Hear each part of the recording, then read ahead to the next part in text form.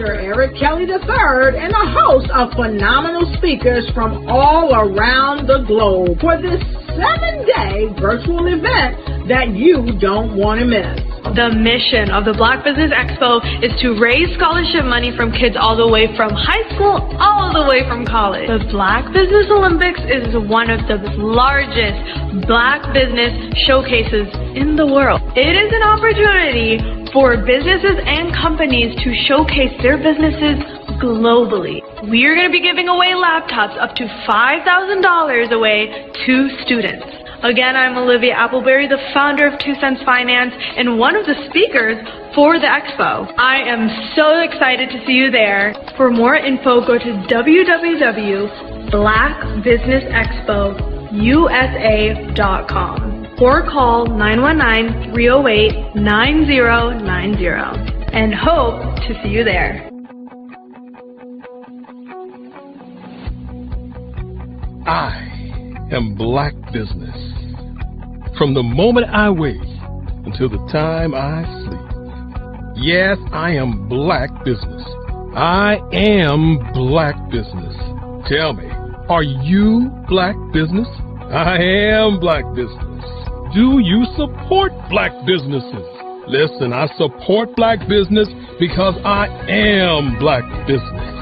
Black Business Expo, one of the largest business showcases in the history of Black business in the world. The world! Sign up today at www.blackbusinessexpousa.com or call 919-308-9090. I am Black Business. I am Black Business. From the moment I wake until the time I sleep, I am Black Business. I am Black Business. Are you Black Business? I am Black Business. Do you support Black businesses? I support Black business because I am Black Business. Black Business Expo, one of the largest business showcases in the history of Black America in North Carolina. Join Dr. Eric Kelly III and a host of phenomenal speakers from all around the globe for this 7-day virtual event that you don't want to miss.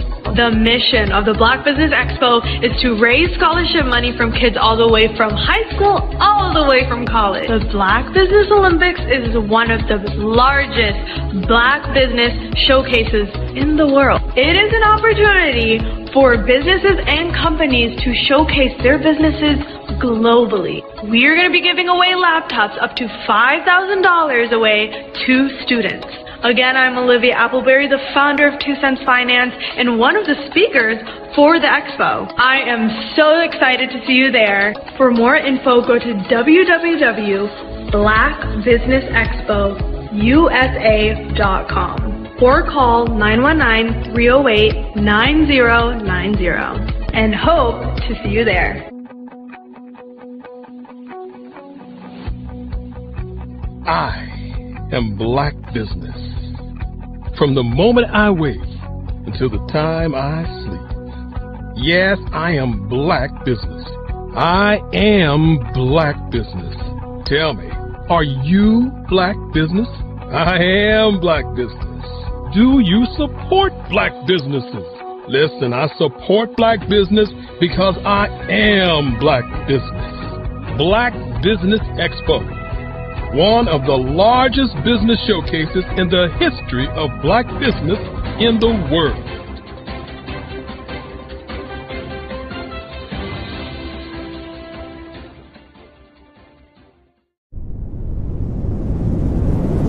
Over the past few years, we've seen the growth of existing and new initiatives focused on financial inclusion, building global networks, and reducing the wealth gap in response to the idea there's not enough seats at the table. Whether their outcomes are to increase the representation of Black executives on corporate boards, ensure an inclusive global economy, or to create new U.S. African commercial pathways, the strategies are often carried out by separate programs The question is, should they be? With the continent of Africa being home to more than half of the world's fastest growing economies, the youngest workforce, over 400 companies generating more than $1 billion annually, 700 generating more than $500 million annually that are poised for growth, and being the destination of nearly $5 billion in venture capital in 2021. Diversifying U.S. and Africa commercial engagement by building bridges between African businesses and their U.S. diaspora should begin being seen as mutually beneficial.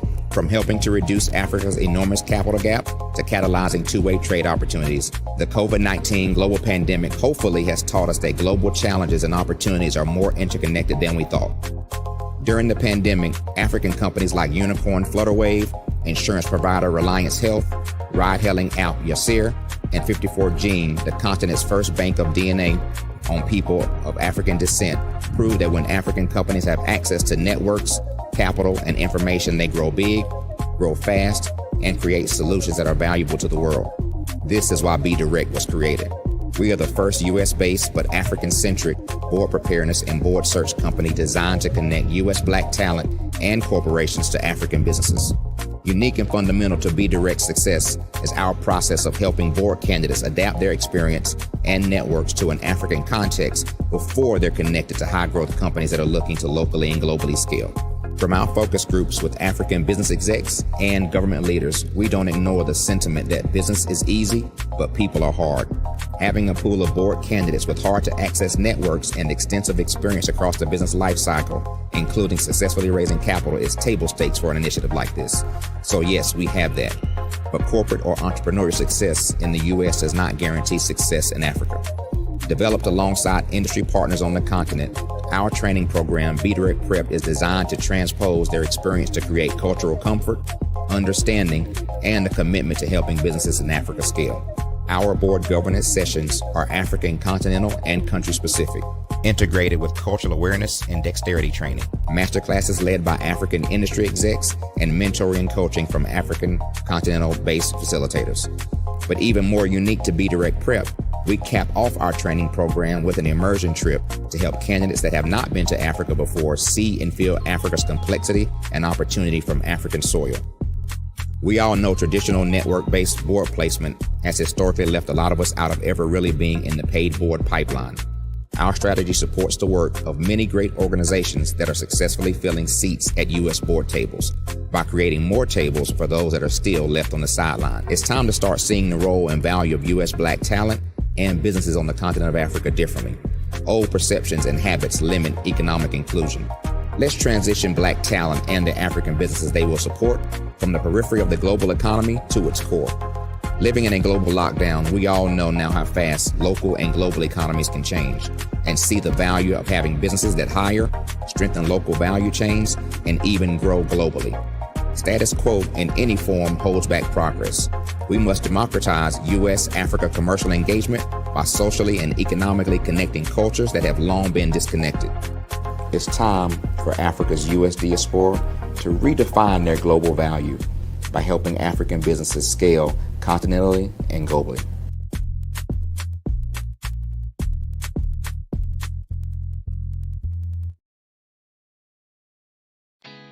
Did you know women represent just 3% of Fortune 500 CEOs and less than 15% of corporate executives at top companies worldwide? Have you wondered what the secrets are to getting into the top ranks, whether in the private or public sector? Do you want to figure out how to stop being held back in your career or passed over for promotion? Then you're in the right place. Hi, I'm Dr. Madeline Ann Lewis, President and CEO of the Executive Women's Success Institute. I have decades of experience in the military, the federal government, and corporate America, and my mission is to help women succeed and tap into their full potential. I want to reach 1 million plus women around the world to become the leaders they are meant to be. So if you want to move into a management or executive level position, or maybe you are a female veteran transitioning out of the military into business entrepreneurship, then reach out to the Executive Women's Success Institute at 301-693-3284. Let us get you on the fast track to success.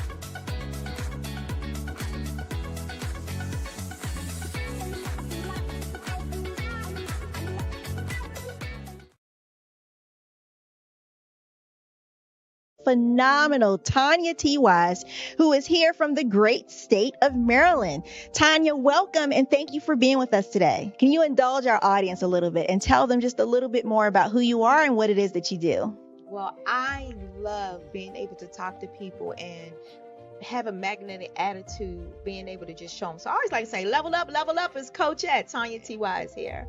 So can you tell our audience, just give them a teaser about what your presentation will be about?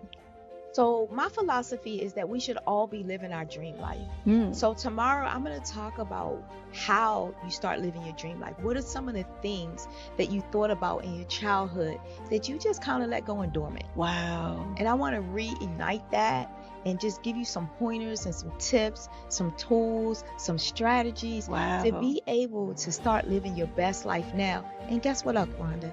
And leave an inheritance for your legacy. Oh my goodness. Okay, I know that's resonating with a lot of people. I've heard that you have a dynamic coaching program. Can you tell us a little bit more about that? Absolutely. So our coaching program help people that have the lack of time, that lack strategies, and lack the confidence to go after their dream life. So we help them implement tools, we help them implement strategies, as well as give them resources so that they can live their best life now and leave that inheritance. Wow. Oh, I love that. I love the leave the inheritance part.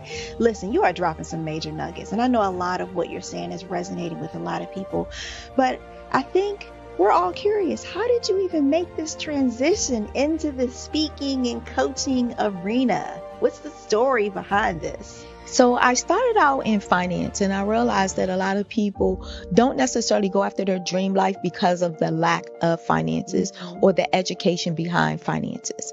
But it wasn't until I lost my firstborn, my only son, that life changed for me.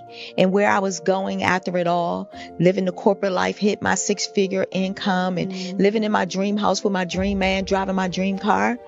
I nearly lost it all when I lost my son. And so I realized it only takes one financial catastrophe that can change your entire life. That's what made me start All New Beginnings. Because no matter what's going on in life, there's a new beginning. And because of that, we develop a program called Wise Minded. My little slogan is, don't just dream it, let's live it. If they want to connect with you or work with you, what is the best ways for them to be able to do that? Well, for my social media guru, you can connect with me on every single social media platform as Tanya T. Wise. 5-Star BDM, Brand Development Masters, is a professional consulting and advisory group keenly focused on business development services for the small to mid-sized business and entrepreneurs. Although every business is unique, they often share business development challenges that can be addressed through smart branding. Services include process improvement and operations, digital strategy and transformation, business intelligence, digital marketing, and personal branding. Our business and personal branding company has helped a number of professionals and organizations to optimize and grow. This results in more business, more opportunities, better reach, positive outcomes. Visit www.5starbdm.com today to learn more.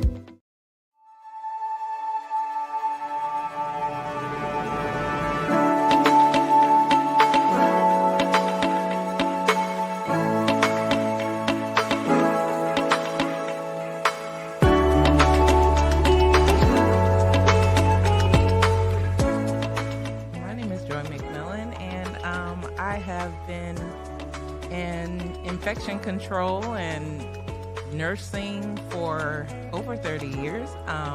It is truly my passion. I love being able to see people who are in need go into a facility and get quality care, have quality outcomes, and don't leave with anything they didn't come in with.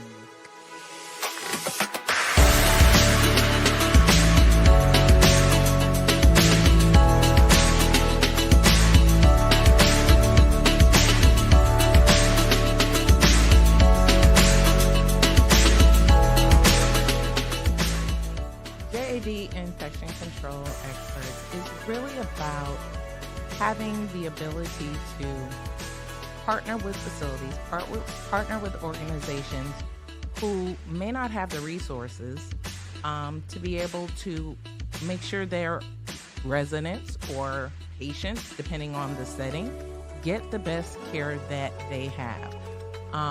What we're finding a lot of times is a lot of people are wearing many different hats, and staffing is hard right now. And COVID did a whopper on all of healthcare, and everyone is hurting. So I come in, and our organization, we're here to be that support system for them, to provide that extra pair of hands, the innovation that they need for efficiencies, things that are going to make the difference in what happens. And we don't come in when the surveyors come in. What differentiates us is we're their partner.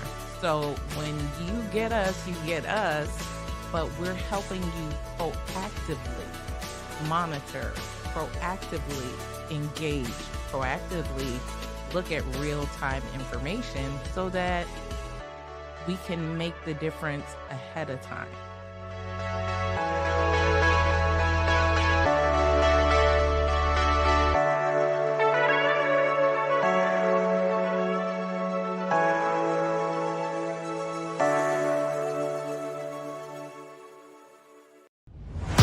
Social media is evolving. It's more vibrant, more colorful, more energetic, and so are you. It's not just photos anymore. It's video, it's audio, it's subscriptions. And now there's Fanbase, a new monetized social network.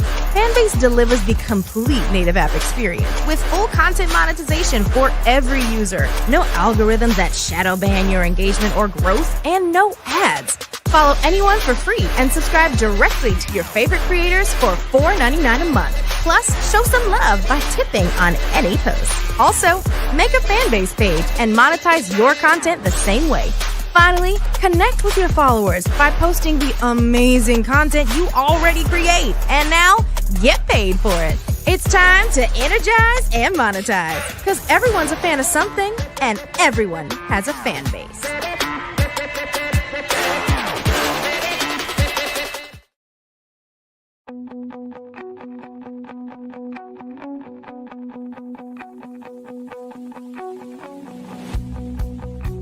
I am Black Business. From the moment I wake until the time I sleep. Yes, I am Black Business.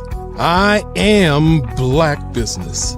Tell me, are you Black Business? I am Black Business. Do you support Black businesses? Listen, I support Black business because I am Black Business.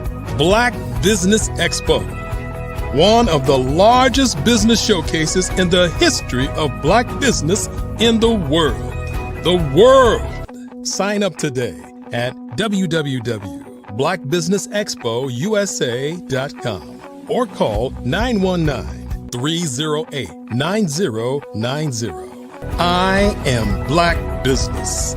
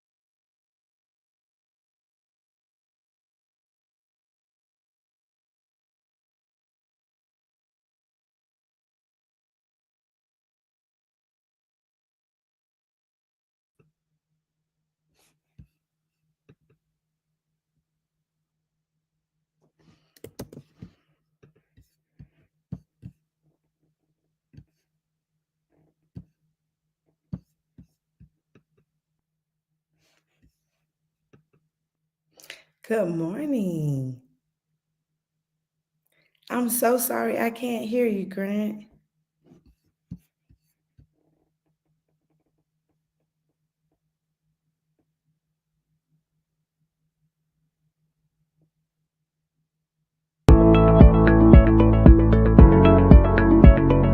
Prepare for what's coming and dominate in economic winter. Stand strong and thrive by showcasing your great products and services globally through the Black Business Network and Black Business Olympics. The Black Business Network has showcased over 2,000 companies with over $7 billion in sales each year. Over 10 million attendees have viewed the rebroadcast each month. Through the Black Business Olympics, unique styles of business training and mentoring are turning students into business owners and entrepreneurial warriors who will dominate in any economy. Gain the ultimate advantage of the Black Business Olympics, 7 days of unbelievable topics and speakers speaking around the globe. Donate your time and experience to provide expertise and scholarships to students worldwide and change the world. Now, more than ever, new insights, tools, strategies, and capabilities are needed. This is your chance for a major presentation to the world. Fill out the form and join the more than 2,000 speakers who have presented to over 200 countries. Join the Black Business Network streaming live into the Metaverse, STEM City, Black Multiverse Enterprises, Hulu, Amazon, YouTube, iHeartRadio, Apple, Facebook, LinkedIn, Pod TV, IBM TV, Spotify, and Google Podcasts. Sign up today. Spaces are limited, and we will see you there.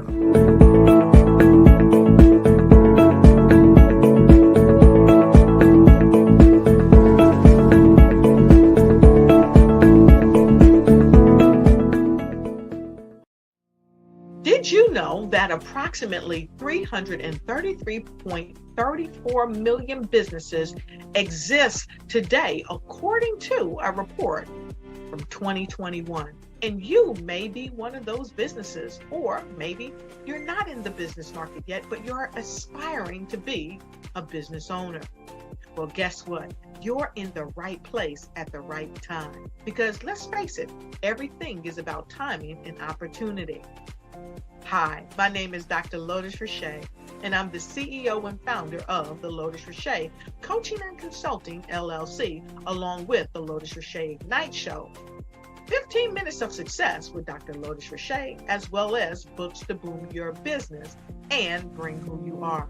And today, I want to bring this amazing message to you about the Black Business Network and the Black Business Olympics.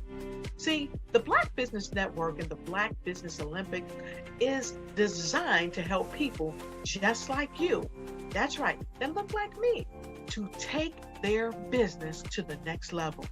Not just in your front yard or your backyard, but globally. The Black Business Network and Black Business Olympics is designed not to just help you survive, but to help you thrive. So join us today as we come together with businesses all around the world to support our students, our children, our young teens, our young entrepreneurs. What we do is we come together to help raise funds for students who are aspiring to be business entrepreneurs, who are aspiring and who are thriving in college.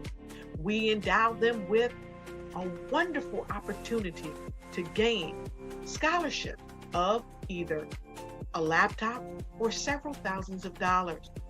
And we invite you to help be a contributor to this amazing opportunity to help someone that looks just like you. So join us today at our website and let us connect with you and help you ignite and take flight in every area of your life on the Black Business Network. Did you know women represent just 3% of Fortune 500 CEOs and less than 15% of corporate executives at top companies worldwide? Have you wondered what the secrets are to getting into the top ranks, whether in the private or public sector? Do you want to figure out how to stop being held back in your career or passed over for promotion? Then you're in the right place. Hi, I'm Dr. Madeline Ann Lewis, President and CEO of the Executive Women's Success Institute. I have decades of experience in the military, the federal government, and corporate America, and my mission is to help women succeed and tap into their full potential.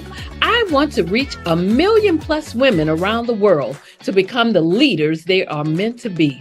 So if you want to move into a management or executive level position, or maybe you are a female veteran transitioning out of the military into business entrepreneurship, then reach out to the Executive Women's Success Institute at 301-693-3284. Let us get you on the fast track to success.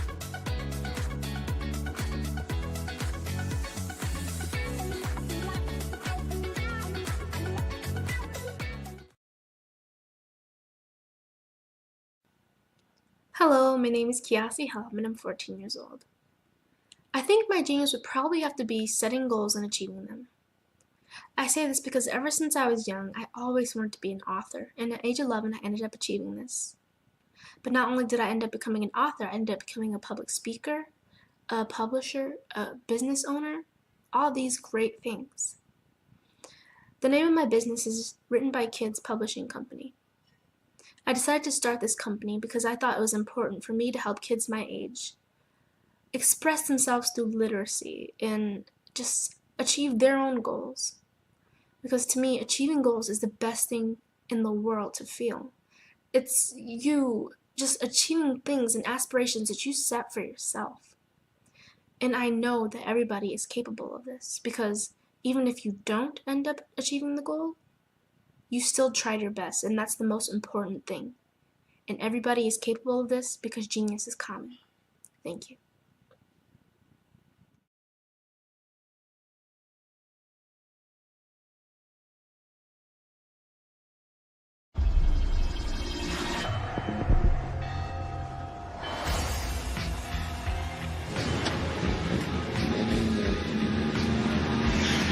La connexion.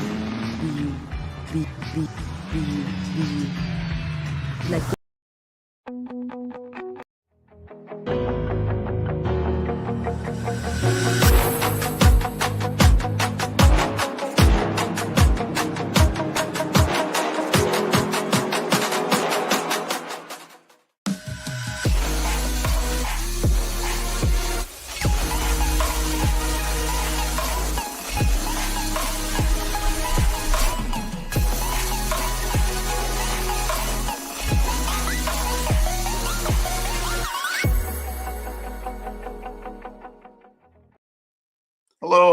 Hello, everyone.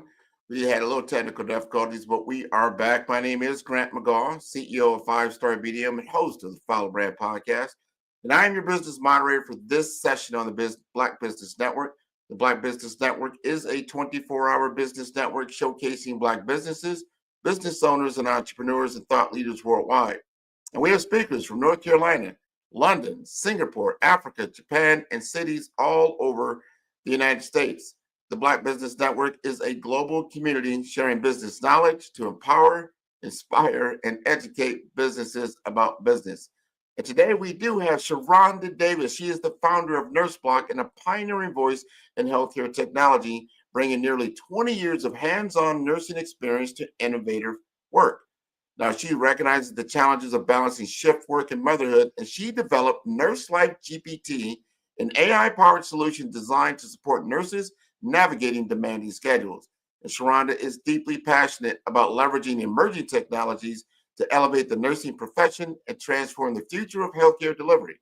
And she has shared her insights at prominent events such as NFT NYC and the AI for Healthcare Summit, and is very excited to empower fellow entrepreneurs with her journey and her expertise. So let me welcome her to the stage, Miss Sharonda Davis. How are you this morning? I feel great, Grant. It's so good to see you. It's so good and to hear you. And you can hear me. Yes. This is wonderful when you have audio and video. You know what? And it's been some time since we've met like this. I think it's been maybe a year or so. And I'm going to tell you right now, I just love your resilience. I love your drive. You are consistently and constantly in this world of healthcare and technology because you live it every day. So tell us just a little bit about your journey and what you're doing now.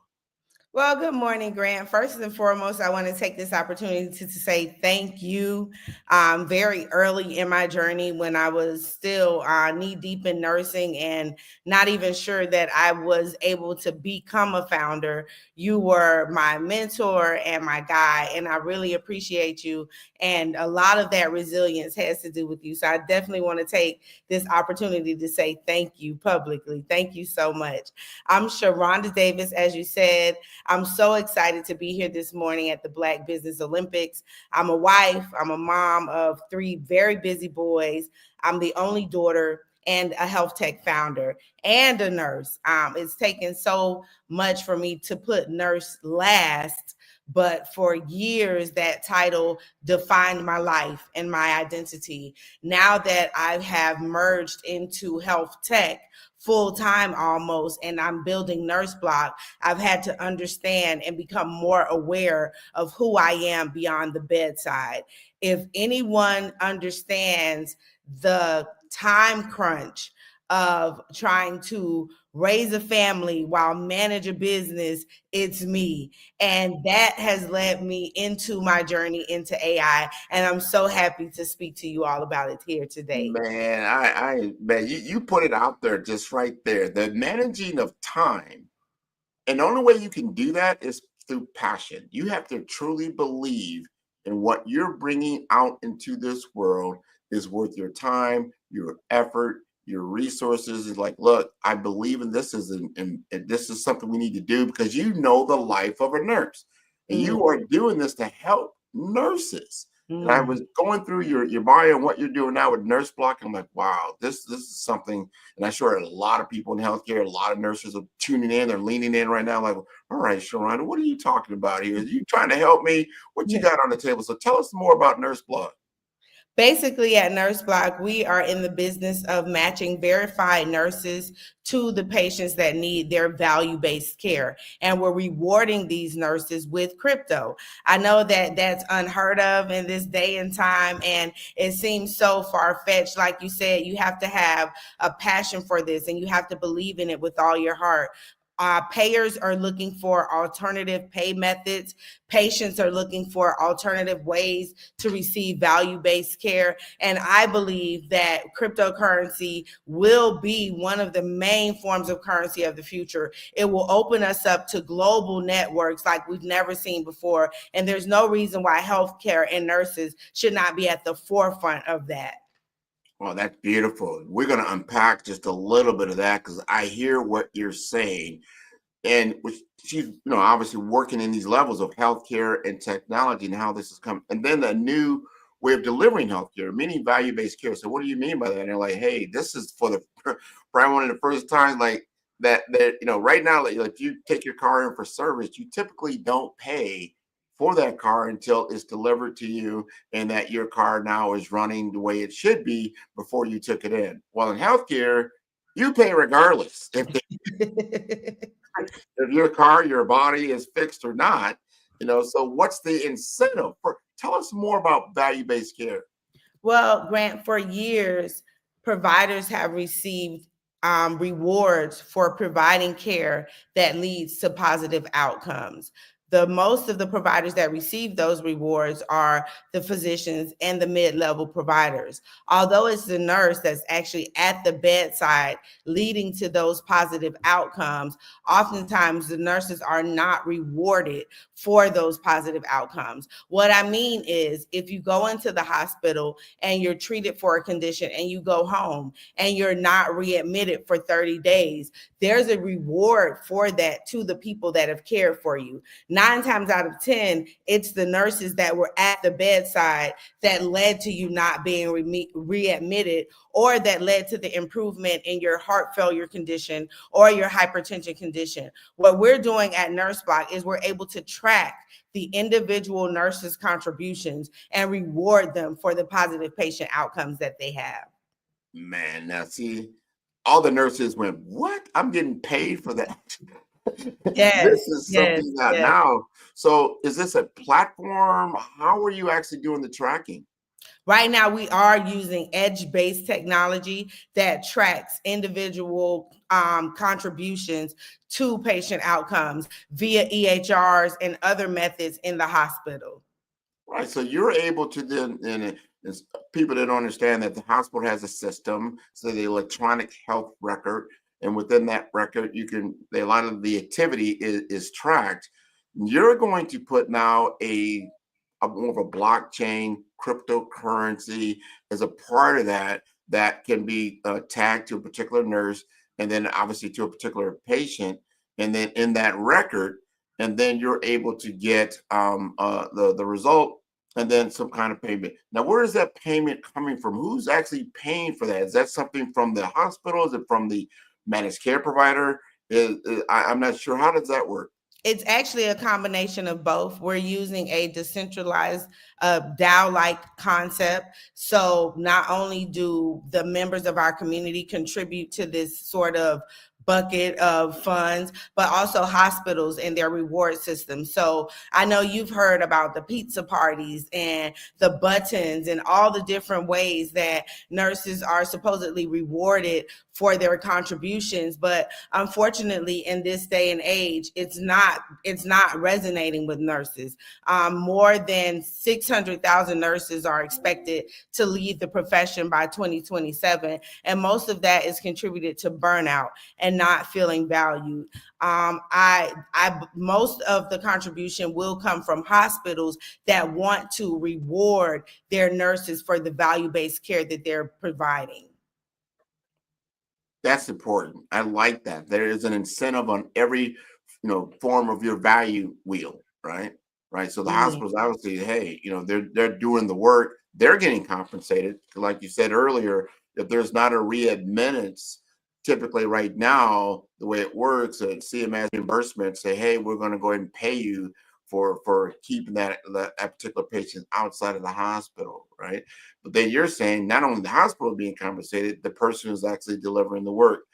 I like that. Now, why cryptocurrency? Why Bitcoin? And I encourage the audience to take a look at where Bitcoin is. I know you know about this because you've been watching this type of technology take place for a number of years. Help the audience understand why cryptocurrency is a good way of compensation. The main reason why I believe that cryptocurrency is the best way to compensate nurses is because we're intending to provide this on a global level. And cryptocurrency is a global currency. Now, I want to be clear that the nurses will be able very easily to trade the crypto for the US dollar. So if a nurse is not interested in crypto, if that's not their thing, but it's a tokenized system that can be tracked to the individual nurse's wallet. So one thing that I didn't mention is our very unique verification process. I know you've heard in the news about fake nurses and fake credentials. And what we do is we create sort of a verification wallet for the nurses. So the reason why we provide the CBO token, which is our method of crypto to reward the nurses, is because it is able to go directly to that individual nurse's verified wallet, where it shows her credentials, his or her credentials, their background, all the different things that they're doing, and it's tracked on the blockchain, which is an immutable system that records our actions in a very unique way. Wow, I like what you're saying, but this is the current state, which will be the future state of currency. And I tell the audience that this is very important. That's why you're tracking Bitcoin. It just keeps growing in value. even during these tough economic times that we're in. When you look at Bitcoin, it's still holding its value and it's actually increasing in value. And I think it said only 90 or only 10% of the world is actually utilizing the platform. So there's still 90% of the people not utilizing, but they will begin utilizing it more and more because it's becoming a more stable currency of use. And to your point, you can use it anywhere. So it's not just the US dollar, it's not the peso, it's not the euro, or it used to be the euro, whatever they want to call it these days, the pound. But it becomes a recognized form of currency that you can like you said, you can use it in a number of different ways. This is becoming more, it's going to become more normal. And I'm going to say by 2030, it will be a no-brainer about how they're doing it. But the fact that now you can be compensated, and this is how you get into different revenue streams, because before the nurses get paid by doing work and they get paid by their employer, and there's no outside compensation, this or that typically. And I don't know if it's tracked or untracked, because if a nurse goes to work, correct me if I'm wrong, you're just paid regardless if there's a good outcome or a bad outcome. Help me understand that a little bit more. Yes, and I also want to mention that just the other day, this past week, the Trump administration rolled back the guideline that urged companies to use care in offering crypto as a part of their 401k. So we're looking at a future where cryptocurrency will become a part of our 401ks. And when you speak of the individual nurses' contributions, there's been several times where I go to work and I'll work 3 nights in a row. And I'm working with this patient that came in a hypertensive crisis. And I've done all the things that I'm supposed to do. And by the time I leave on my 3rd night, their blood pressure is down. They seem to be recovering. They're doing well.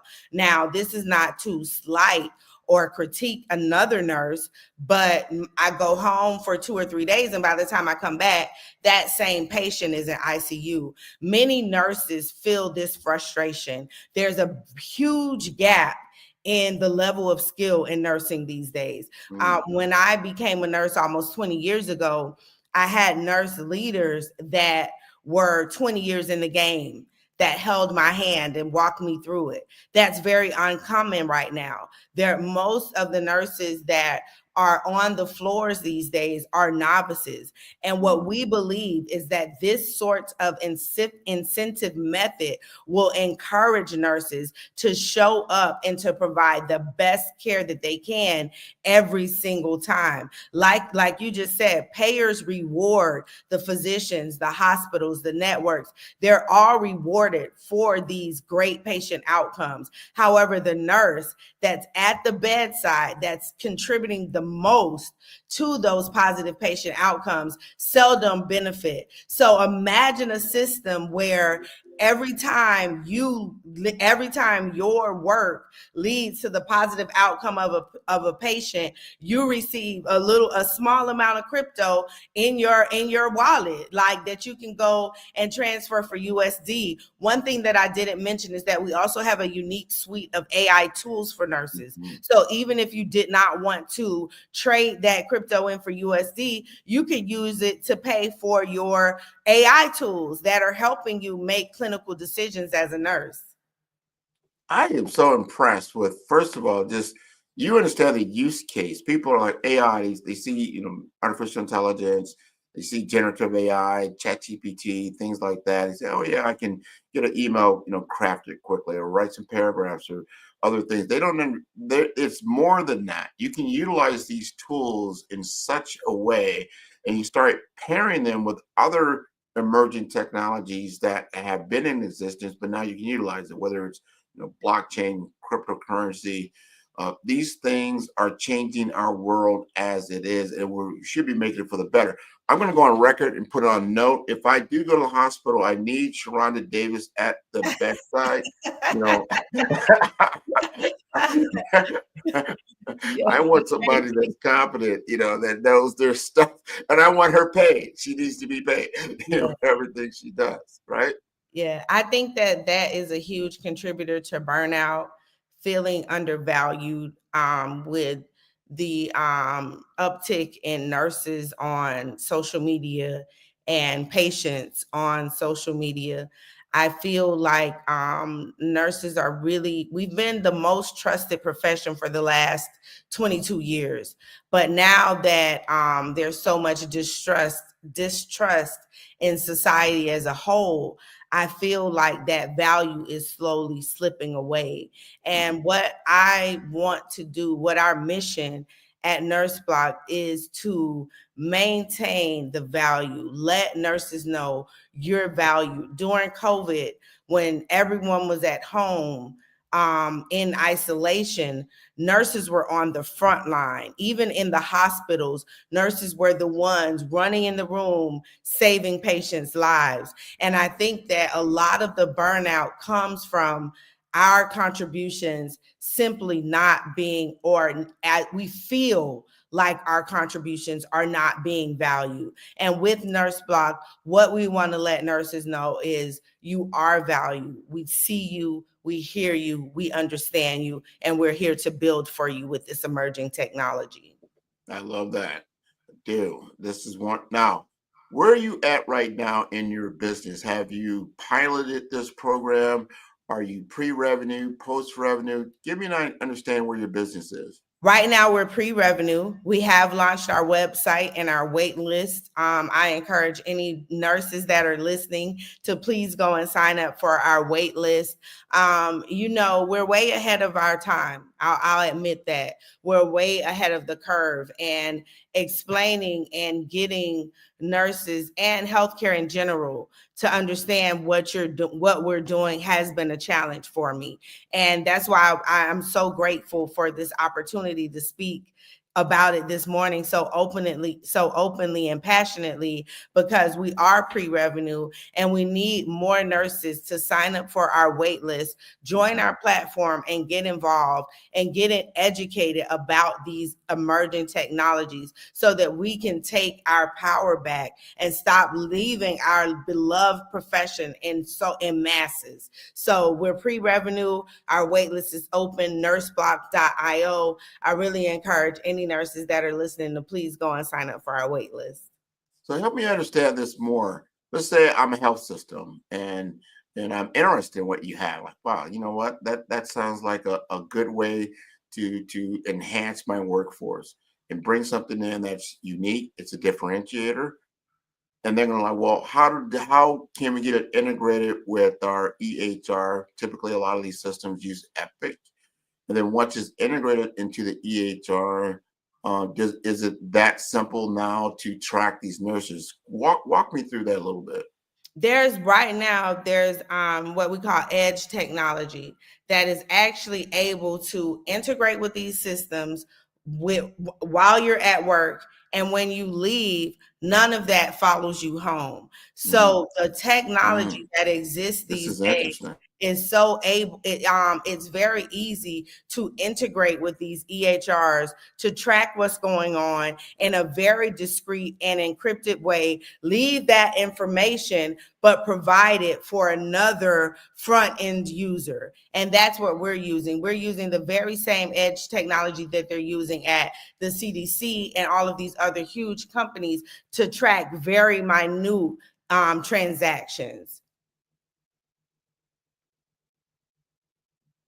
Well, you just froze, Grant. I'm sorry.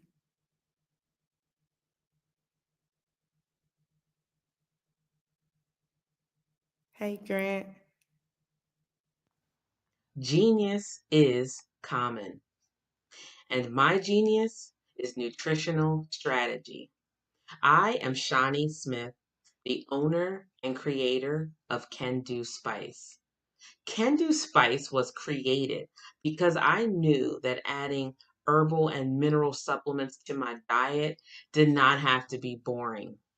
In fact, because I'm a food enthusiast, I knew I could create something flavorful and explosive that also had the benefit of adding herbal supplements such as sea moss, bladderwrack, burdock root, and black seed, just to name a few.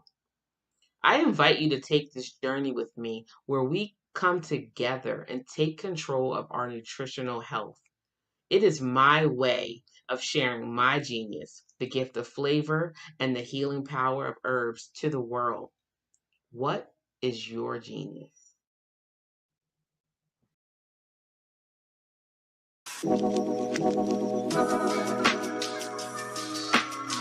The African company and the African CEO is making a conscious decision to bring on someone external to the continent versus bringing on someone who is from Ghana or Kenya or South Africa.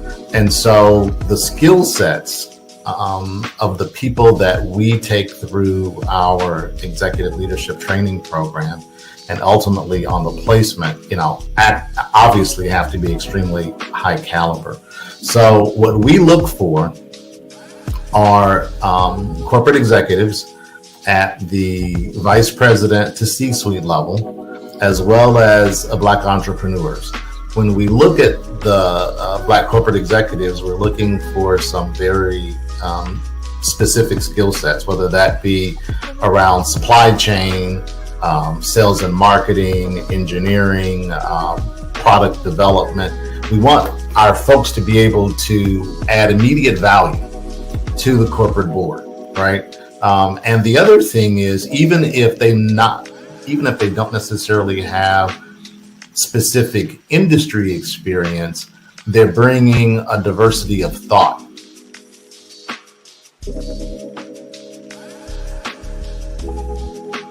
Sometimes you got to hear the news from the Black perspective, and more specifically, Black publishers. And that's exactly why you have to download the HeyTie app, the largest mobile app delivering breaking news, videos, and podcasts from 200 of your favorite Black publishers. Yes, 200 Black publishers delivering news as it happens, literally all in one app. Go to HAYTI.com or download the app in the Google Play Store or Apple App Store. It's completely free, along with information that you can trust, so go check them out. Absolutely.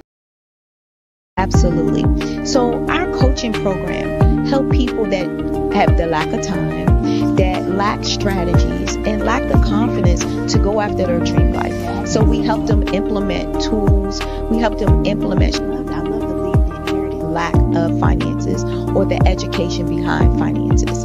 But it wasn't until I lost my firstborn, my only son, that life changed for me. And where I was going after it all, living the corporate life, hit my 6-figure income and living in my dream house with my dream man, driving my dream car. Wow. I nearly lost it all when I lost my son. And so I realized it only takes one financial catastrophe that can change your entire life. That's what made me start All New Beginnings. Because no matter what's going on in life, there's a new beginning. And because of that, we develop a program called Wise Minded. My little slogan is, don't just dream it, let's live it. If they want to connect with you or work with you, what is the best ways for them to be able to do that? Well, for my social media guru, you can connect with me on every single social media platform as Tanya T. Rose.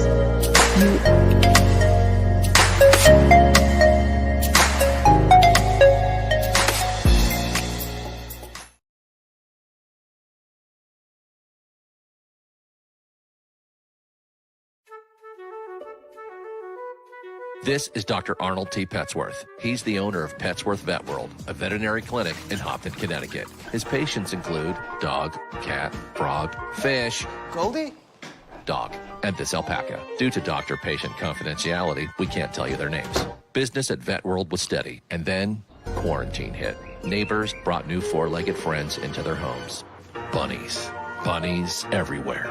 Dr. Petsworth welcomed these new patients with open arms. The only problem? There were more appointments than he could manage.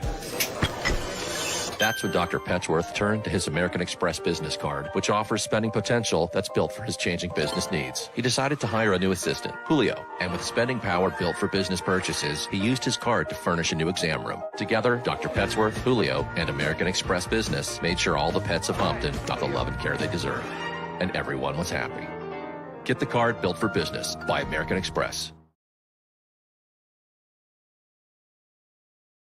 Sometimes you got to hear the news from the Black perspective, and more specifically, Black publishers. And that's exactly why you have to download the HeyTie app, the largest mobile app delivering breaking news, videos, and podcasts from 200 of your favorite Black publishers. Yes, 200 Black publishers delivering news as it happens, literally all in one app. Go to HAYTI.com or download the app in the Google Play Store or Apple App Store. It's completely free, along with information that you can trust, so go check them out. Hey everyone, it's Grant McGaw, CEO of 5-Star BDM and host of the award-winning Follow the Brand podcast and TV series, where I help you to build a 5-star brand that people will follow. My genius is personal brand development through intelligent communication and helping you achieve your business and career goals. I am a requested speaker on digital technology and brand development issues. I want to work with you to increase the value of your current opportunities while attracting new ones. Every one of you is unique, and we all share challenges that can be addressed through smart branding. As a super connector, I work with you as an executive coach to guide you along the complicated business and career development road, providing the enhancement tools and information you need to succeed. Together, I will help you succeed in today's challenging business climate. I will evaluate and measure your progress. Best of all, I am right alongside you every step of the way. Build the brand called you. Genius is coming. Bravery is not the absence of fear, but the ability to overcome it. We stand for those who defy suppression, who speak out, and those who walk the road less traveled. Everyone deserves to be seen and their voices to be heard. We're sparking a movement, growing a community of creators united by the desire for freedom, choice, equity, and ownership. At Fanbase, it's all for one and one for all. We support each other to guide, promote, and uplift you in a place where you can unapologetically be yourself. A place where your voice, ideas, and creativity are not just welcomed, but celebrated. We are Black founded, minority funded, and supported by a diverse, inclusive, powerful community that believes in the strength of authenticity and individual choice. Regardless of success or background, we welcome you, the marginalized, the underappreciated, the successful, the superstar. We're for all who seek a space to express themselves freely, where they are rewarded for being their authentic, true self. We transcend labels because only we have the right to define ourselves. We are built for the brave, the culture, the creators, and for the future where everyone has the power to shape their own destiny, where all are empowered, voices are amplified, and freedom is embraced. For the first time, you have a chance to own the platform you helped make popular. It's a revolution, a movement in how we connect, create, and share. Everyone is a creator, and everyone has a fan base. Here, you can be you without limits.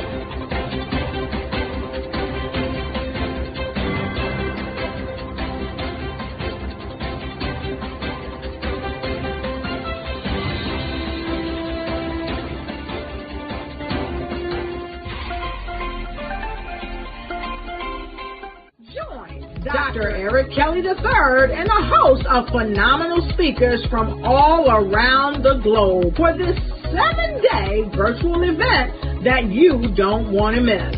The mission of the Black Business Expo is to raise scholarship money from kids all the way from high school, all the way from college. The Black Business Olympics is one of the largest Black business showcases in the world. It is an opportunity for businesses and companies to showcase their businesses globally. We are going to be giving away laptops up to $5,000 away to students.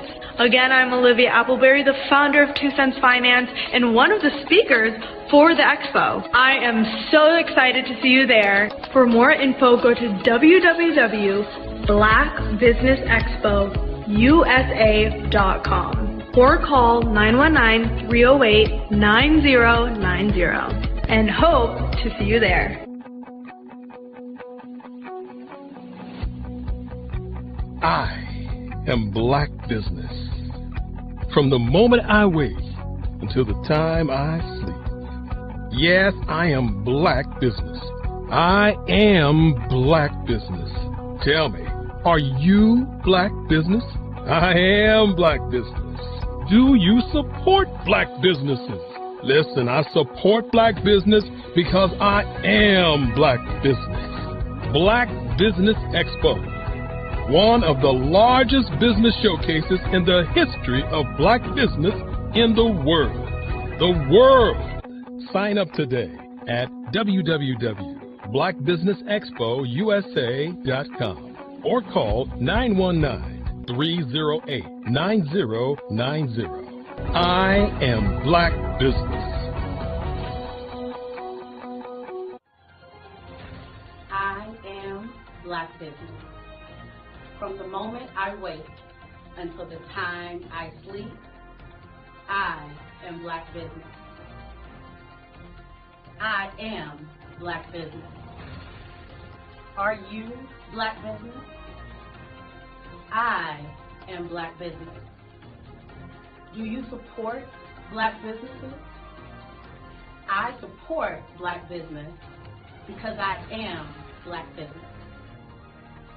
Black Business Expo, one of the largest business showcases in the history of Black America in North Carolina. Join Dr. Eric Kelly III and a host of phenomenal speakers from all around the globe for this 7-day virtual event that you don't want to miss.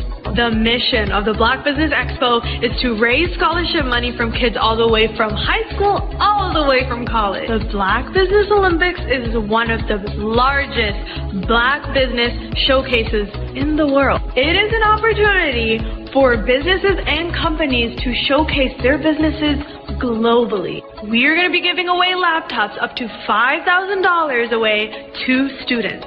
Again, I'm Olivia Appleberry, the founder of 2 Cents Finance and one of the speakers for the expo. I am so excited to see you there. For more info, go to www.blackbusinessexpousa.com or call 919-308-9090 and hope to see you there. I am Black Business. From the moment I wake until the time I sleep. Yes, I am Black Business. I am Black Business. Tell me, are you Black Business? Black Business Expo, one of the largest business showcases in the history of Black business in the world.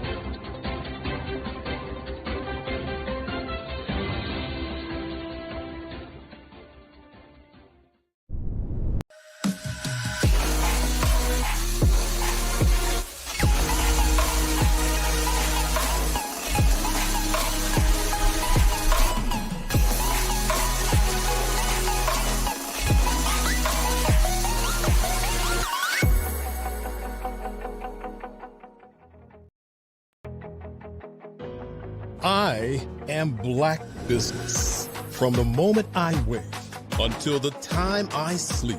I am Black Business. I am Black Business. Are you Black Business? I am Black Business. Do you support Black businesses? I support Black business because I am Black Business. Black Business Expo, one of the largest business showcases in the history of Black business in the world. Sign up today at www.blackbusinessexpousa.com or call 919-308-9090. I am Black Business. The Black Business Expo's mission is to raise funds for high school seniors going to college or K through 12 entrepreneurs. This expo is a fundraiser for students. Please, you may go to www.blackbusinessexpousa.com to donate to the scholarship fund or use the Cash App at $BBXUSA. Our goal is to give laptops and up to $5,000 to 10 students. Students can register online at www.blackbusinessexpousa.com. Every dollar counts. Please donate to the Black Business Expo USA Scholarship Fund.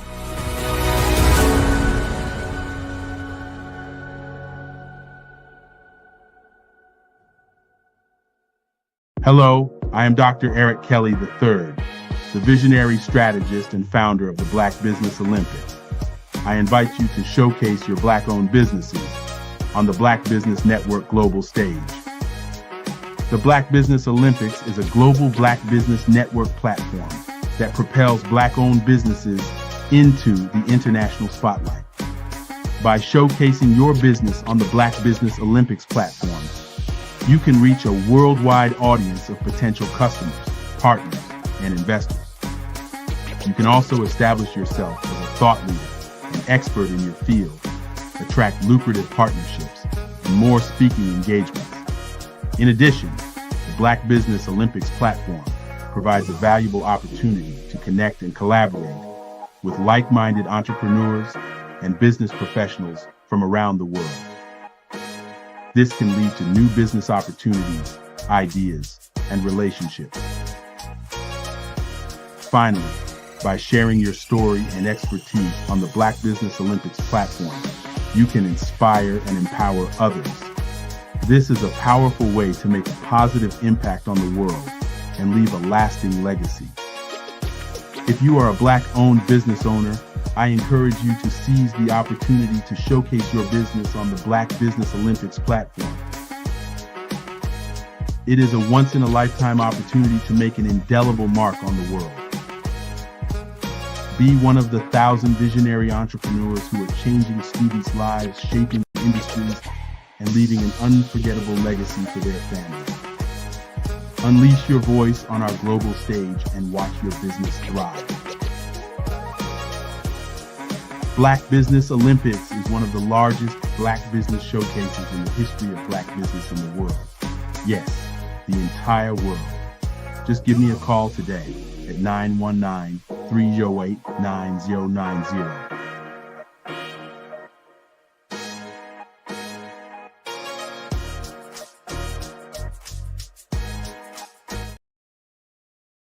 Are you a Black entrepreneur with a vision for global success?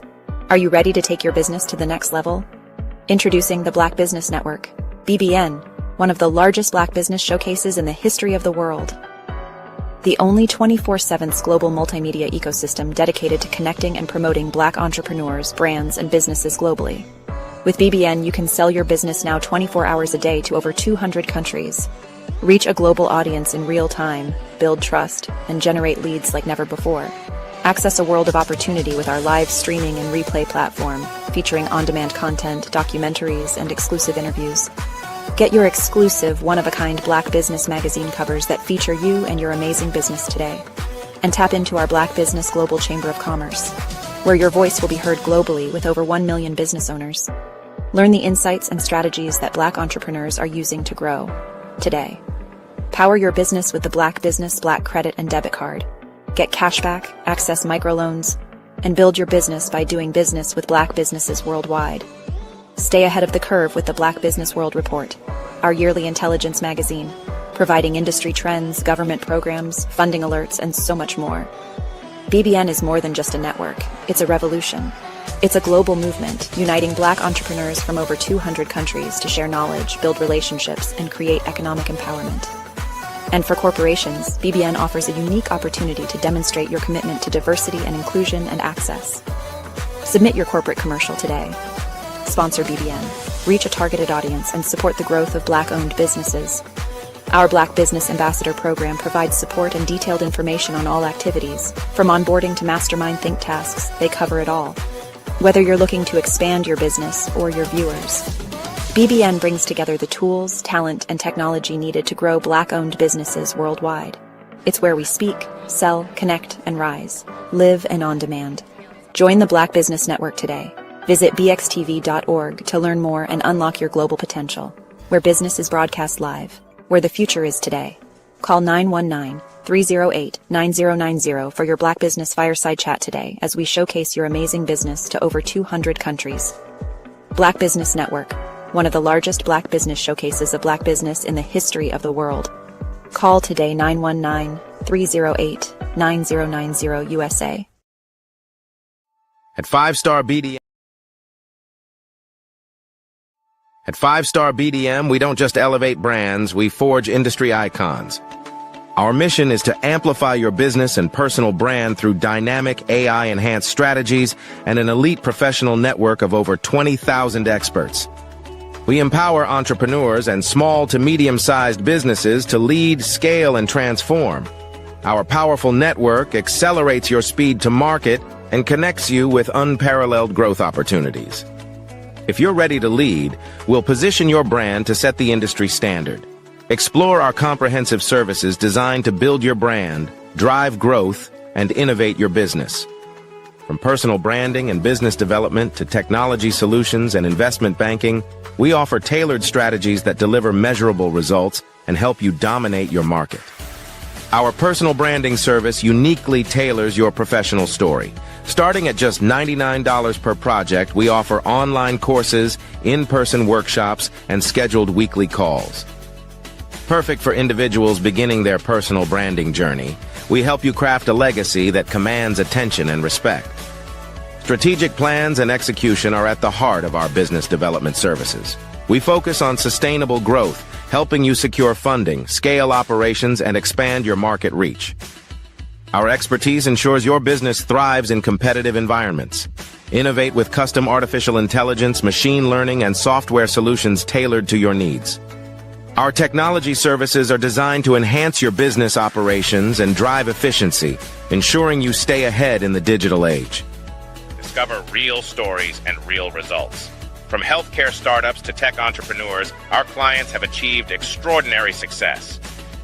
For instance, a healthcare brand transformation led to a 40% drop in patient infections, showcasing our impact in diverse industries.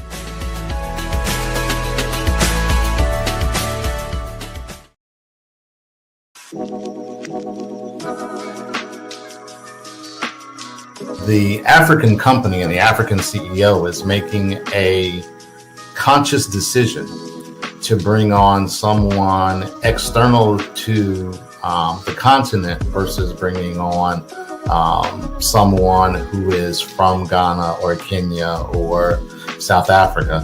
And so the skill sets of the people that we take through our executive leadership training program and ultimately on the placement, obviously have to be extremely high caliber.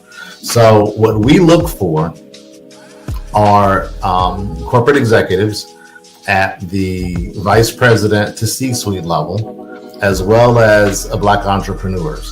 When we look at the Black corporate executives, we're looking for some very specific skill sets, whether that be around supply chain, sales and marketing, engineering, product development.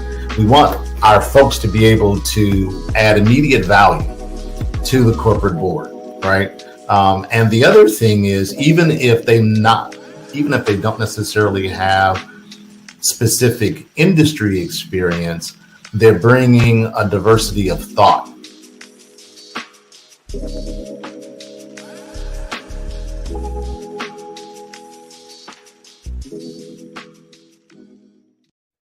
Hey everyone, it's Grant McGaw, CEO of 5-Star BDM and host of the award-winning Follow the Brand podcast and TV series, where I help you to build a 5-star brand that people will follow. My genius is personal brand development through intelligent communication and helping you achieve your business and career goals.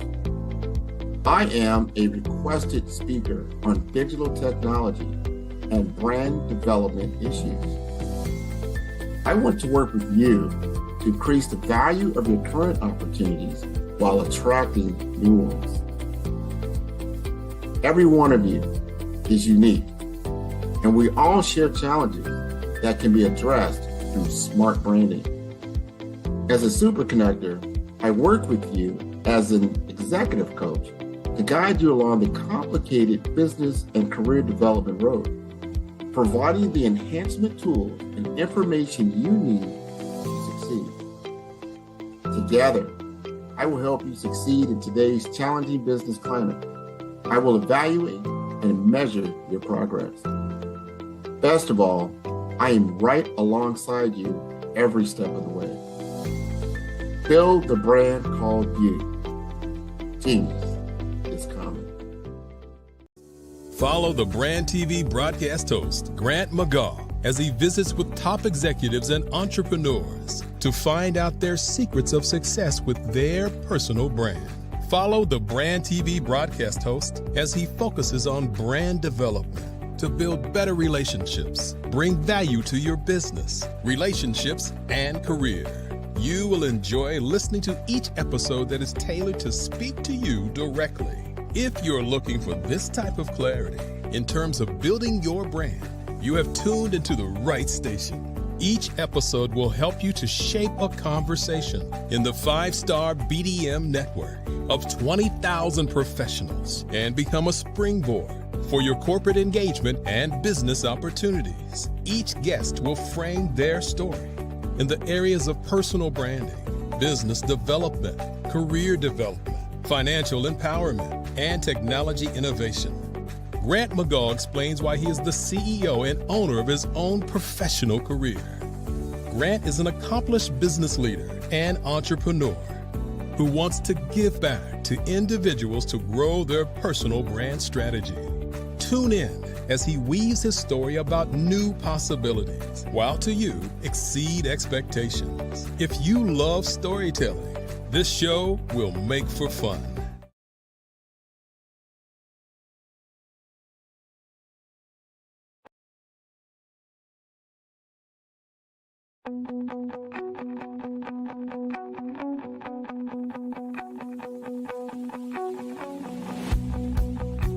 I am Black Business.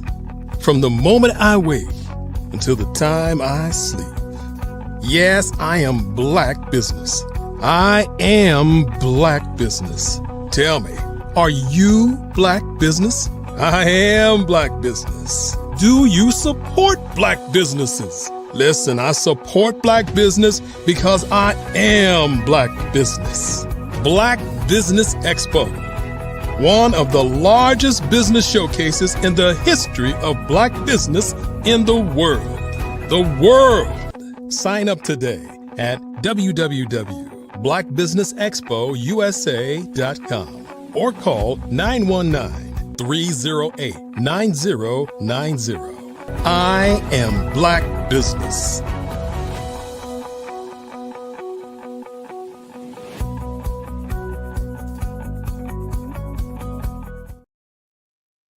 Hello, everyone, and welcome to the Black Business Network. My name is Grant McGaw, CEO of 5-Star BDM and host of the Follow Brand podcast and the Follow the Brand TV series. And I will be your business moderator for this session on the Black Business Network. The Black Business Network is a 24-hour business network showcasing Black businesses, business owners, entrepreneurs, and thought leaders worldwide. And we have speakers from North Carolina, London, Singapore, Africa, Japan, and cities all over the United States. The Black Business Network is a global community sharing its business knowledge to empower, inspire, and educate businesses about business. And our next guest is Professor Daryl W. Gunter.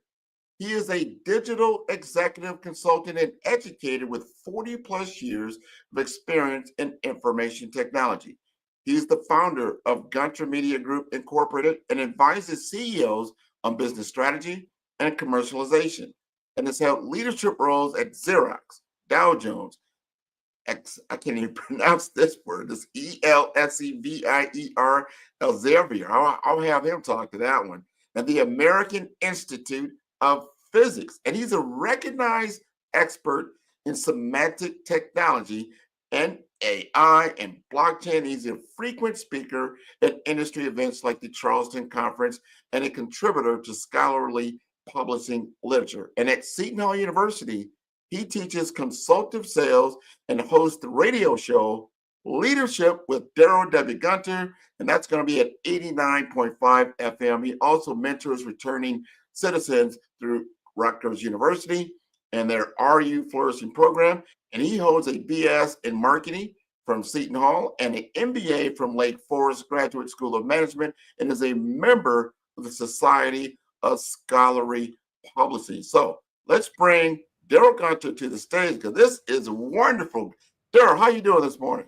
Grant, I am doing absolutely fabulous, man. You're looking great. How are you doing this morning? Just good. I just went over your whole bio. I am impressed with your history of work. You can help. How do you is that Elsevier? How do you pronounce that? Elsevier. Elsevier. Thank you. Now, boom. Once you hear it, it's stuck there. It is there. They're part of Relics, which used to be called Reed Elsevier, which is a Brit Dutch conglomerate. That's interesting. I did not know. So you always got to get the backstory of some of these things. Now, you have been recognized as a pioneer in AI-driven knowledge management since 1993, and starting with the development of the Professional Investor Report, or PIR, at the Dow Jones. Here's the question I want to ask, just to get us started off. How did that formative experience influence your strategic perspective on AI, semantic search, and digital transformation in the leadership roles you've held since? Well, it all started in a grocery store called Gunter's Market in City, New Jersey, our family corner store, grocery store. And at the age of 4 years old, my mother, we all worked. I was the youngest of 7. And our store, it was open 6 days a week, 7:30 to 7:30. But I had a TV Guide route. I don't know if you remember TV Guide. Yeah, I remember TV Guide, yeah.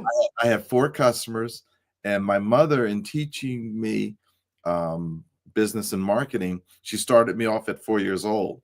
And she would stand on the corner, and I learned this later, she actually asked 4 of her customers that were close by if I could deliver a TV Guide to them. She says, you don't have to buy it. I just want him to deliver it. I didn't know that at the time. I thought I was actually doing some commerce.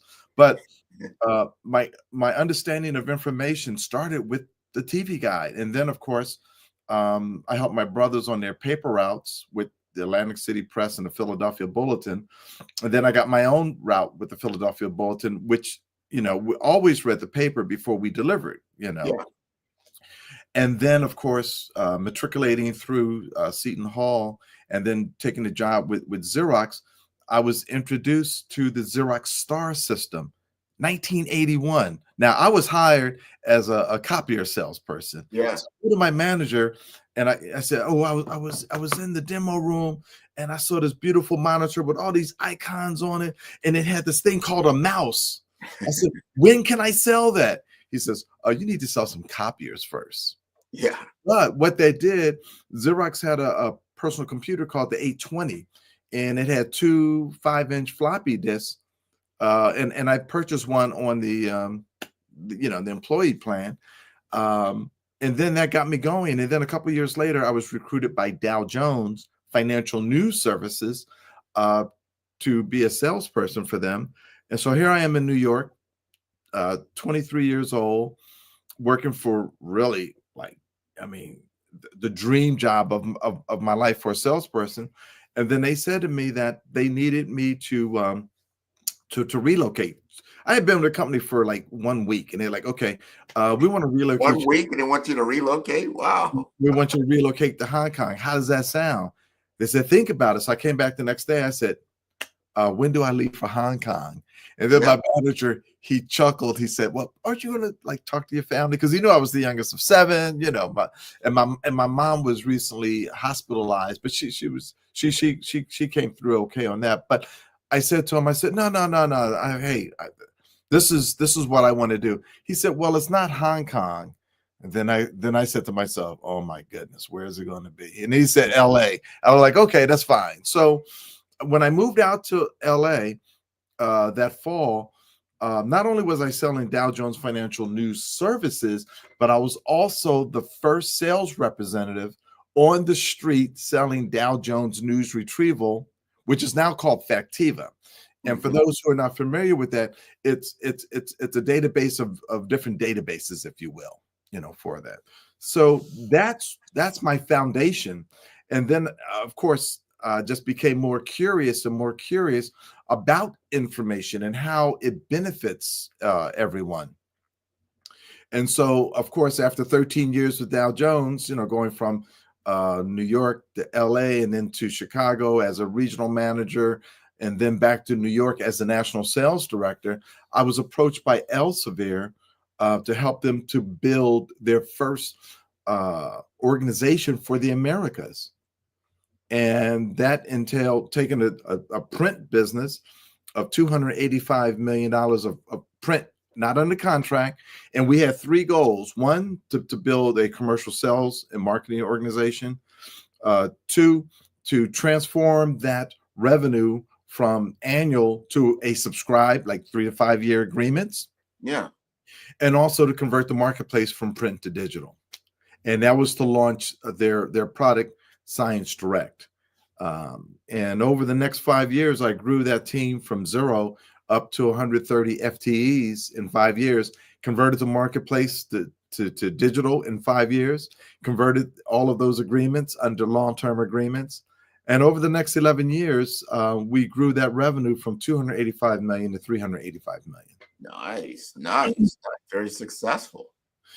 And then John Ragazzi, who had just retired from Elsevier as the CEO of Elsevier in the U.S., he was on the board of a startup called Colexis, and he knew that I was looking for my next step, my next thing, because I had achieved so much at Elsevier, launching Science Direct and another product called Scopus, and other products that my team developed, Biotech Select and the College Markets product. That entrepreneur in me said, okay, what's next? What's the next mountain? And so he introduced me to the people at Colexis, and they had 23 employees. I would be number 24. And they said, we want you to do the business development, marketing, et cetera, because when you're in a startup, you do everything. And they were concerned about me coming from a corporate environment because I had an assistant who had an assistant. I flew business class. They said, listen, you're not going to get any of that. And I said, wait a minute. You guys got to remember, I came up through a grocery store where we did everything. I said, so that doesn't bother me at all, for that. And what Colexis was doing was very exciting. They had AI semantic search, which meant that you could put an article into the search box and it would give you a digital fingerprint of what's in that article. And then it would match it against other articles that are like in the PubMed database to show you, here are articles from PubMed, peer-reviewed research that match this particular article. And for a researcher who's doing research, they want to cite relevant articles. That's magic. And I just said, hey, I'm there. So I left Elsevier after 11 years and joined them as the EVP CMO. And the CEO said to me, also, we want Elsevier to buy us, and I'd like for you to get it done in 3 years.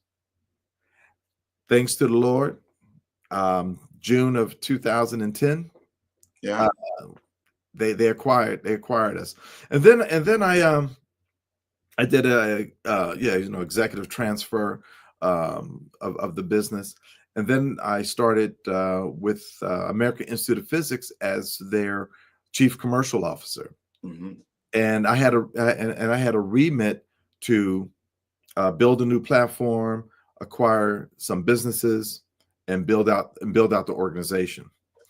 And the vice president at the time, he had a title of vice president.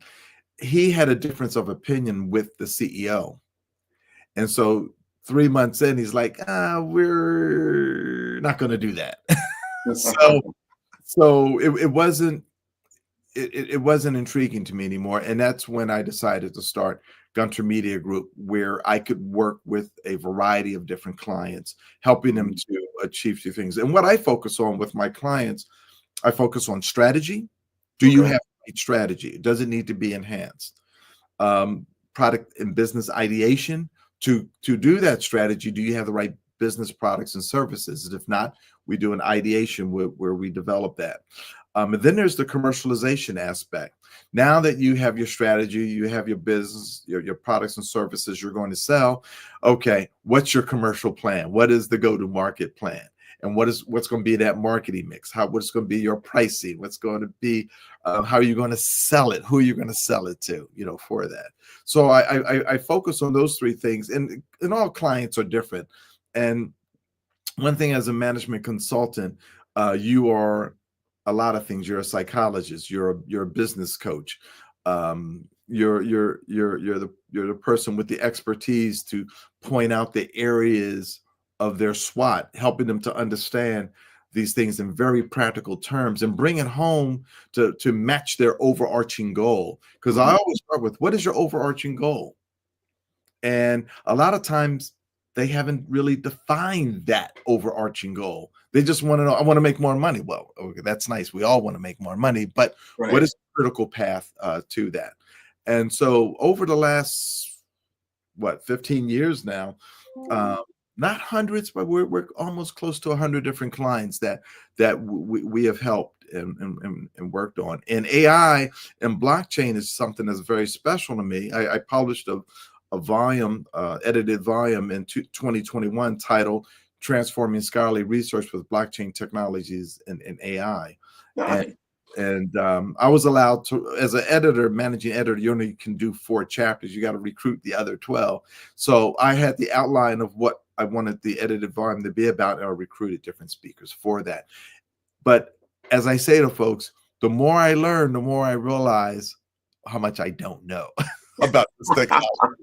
Well, nobody knows everything about especially emerging technologies that are coming out, and they are fast and furious. Everybody has a great idea. As to your point, we have worked on a couple of different projects ourselves, and are taking a look at some things that could potentially be some game changers. Now the audience kind of understands your history. They understand what you're doing. You're obviously very well versed, and you got involved in the tech space a long time ago, and you've seen tremendous change over that 40-year time. You also work with a lot of different universities. You've been, so you're at the think tank of what's coming even out the next 4 to 5 years. You're seeing these things. Talk to me about now some of the projects that you feel will be a game changer, that you are personally involved in, you want to roll out, and see how we can come together with that and understand how we can move forward, especially for Black businesses, and understand these kinds of things that are coming forward. Talk to me about that. There's a client I have, Gadget Software. They have a product called Topic Lakes Insights, and the co-founder and chief product officer, Max Rigsby, is junior. He's phenomenal. And over the last year, we have been working together. And I was actually about to publish another book on semantic search. After seeing what they're doing at Gadget Software, I called my publisher and said, I'm going to have to change the book, because what I've seen about what Gadget Software is doing in creating metadata about data and being able to aggregate that metadata to allow you to get a visualization. So imagine the current bill, the so-called big beautiful bill that they're trying to pass. People said, "Oh, it's 1,000 pages. I couldn't read it." But imagine seeing a visualization of that bill with all of the key concepts laid out, where you can then pick and choose which part of the bill that you wanted to see, because in visualizing, you're seeing answers, whereas in a traditional Boolean search, first of all, you got to craft the search, tell it what you want, and then it gives you line items of results. Right. Well, you don't know what's in each of those line items. You got to read each one. But when you talk about a visualization of metadata, that immediately allows you to see, and also to see things that you didn't think about. Now, where I think we got to be right now, and I'm encouraging folks left and right, you got to understand these AI tools. You got to play with them, and you're going to skin your knees, put a Band-Aid on, get up, but you really got to change your mindset, because the way that business has been conducted in the past, AI is going to flip it on its head completely. Right. For example, in my class I teach at Seton Hall, I teach professional sales. I've been doing it since 2009. They learned how to do the consultative sales process, and part of that, they would have to do a report, a business development plan. The business development plan covers the industry, covers the company you're representing, the product, the competition, what's going on in the world economically. I mean, it's a detailed report, but it's a lot of research. Now, the objective of my class is to teach them how to be very, very effective and very efficient with their time in presenting the product. I don't want them to be the best researcher, because that's not what the class is about. Right. But traditionally, that would take the whole semester for them to do, and they would stress over it. Then I got it down to 5 weeks of 5 different assignments, SWOT analysis, et cetera, 150 words each. Well, with ChatGPT, as well as with Notebook LM and Google Keep, we did it as a class, all 25 students, and one student who was in London, he's a soccer player. We did it in 45 minutes. Wow. Now, what that allowed me to do was to spend more time on their particular skill sets, about understanding the social and psychological developments of the consultative sales process. But also, I explained to them it's about content and context. See, a lot of people will go on ChatGPT and do a search and don't understand what they're reading. And there's no value there. The value is in being able to extract the information, but be able to communicate it to who you want to communicate it to in the most effective manner. So I think it's very essential for all of the Black businesses to really embrace and understand this new phenomenon that we're dealing with, but then figure out, okay, how do I apply this to my business? Exactly. When I look at the different performance metrics that I have in my business, how can I improve these performance metrics?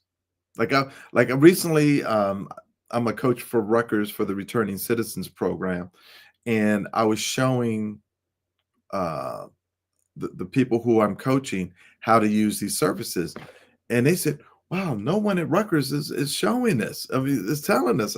I said, "Well, now instead of using a regular saw, now you got the blade saw, where you can do it better." So now, and what you're talking about is so important. It's the use case of AI, or artificial intelligence. And I've been in technology 27 years. or so. And I always boil it down to two things. Like, why would you want to use technology, especially in the business environment? Usually, for me, it boils down to two things. Speed. If you want to do something quicker, you want to use some technology. If you want to communicate better, you want to use technology. So speed and communication. What you just talked about is like, hey, I could communicate quicker and at speed with my students to get an understanding, and then I can get deeper into the nuances of what we're really talking about. Because I love how you frame that content and then context, two different things, right? So if I can get the content much quicker, much better, and frame it in a way that I can begin the context journey, the context discussion, to understand how this all molds together. Because at the end of the day, it's still a human-to-human interaction that you're going to have, and depending on what you're trying to accomplish. So if I understand what you're saying about the metadata, and that's a big word. A lot of people are like, what is that? You can What is it? Right. Right now, I encourage everybody like pop it into ChatGPT, right? Metadata. What is that, right? And then that other big word you use, visualization. So you take your metadata, now you visualize it. And what the human mind works is that we work in a series of images. If you really think about how you understand concepts, you have to understand it through imagery, right? That's why you look at Japanese or sometimes the Chinese language, they speak in images, not really words. But images communicate in a very different form factor than just written words. So by getting that metadata and visualizing it, you can get that information, that context quicker, I would assume, and then understand it. And everybody wants to know, like, what exactly is in this big, ugly bill? You know, right. So what does that look like? But at any point in time, what I want people to understand is that don't be afraid of these technologies. Really investigate, as you just stated. Talk to me more about you talk to CEOs of companies or even startups or people that are, looking to maybe roll out a new service line. Why do people come to you for that kind of service?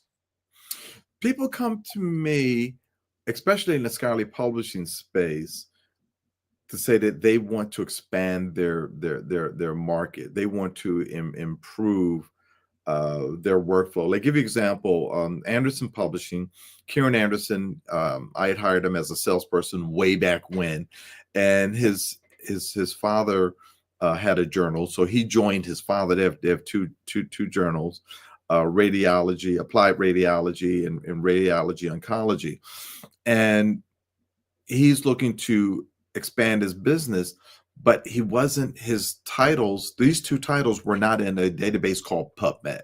PubMed is a database that's free to all U.S. citizens, really everybody around the world. And PubMed consists of peer-reviewed articles that are from research that the government has funded. For example, NIH doles out $46 billion a year in grants, and the research from those grants has to be on PubMed. But you want to be in PubMed. So what I did, I helped him to, over a 2-year period, to get his journal up to the PubMed standards, so that it would be in PubMed, which it is now. Or like there was another business, eDance, that's in Japan. Carrie wanted to build a semantic search interface called Journal Selector, and they had tried to do it themselves. And I tell folks, there's a lot of free tools on the web, but if you don't know how to use the tools and use them effectively, it's like you're going to have garbage in, garbage out. So what I did, I took on the project. I hired a vendor that I knew, and we built the Journal Selector in 4 months. And when he sold the company some years later, he sent me a nice note. He said, Darrell, no doubt about it, the work that you did on Journal Selector positioned us to grow and also to be acquired. And so I consider myself to be the business mechanic. The car's not running well. Mm-hmm. And, what do we need to do to fix it, and where to fix it? And that's the beautiful thing I love about myself, is that I realize I cannot do everything, but I understand And so I hire the people who have the specific skills to correct whatever the issue is, but I manage the whole project. Okay, all right. So you are the brains behind the magic, is what it sounds like.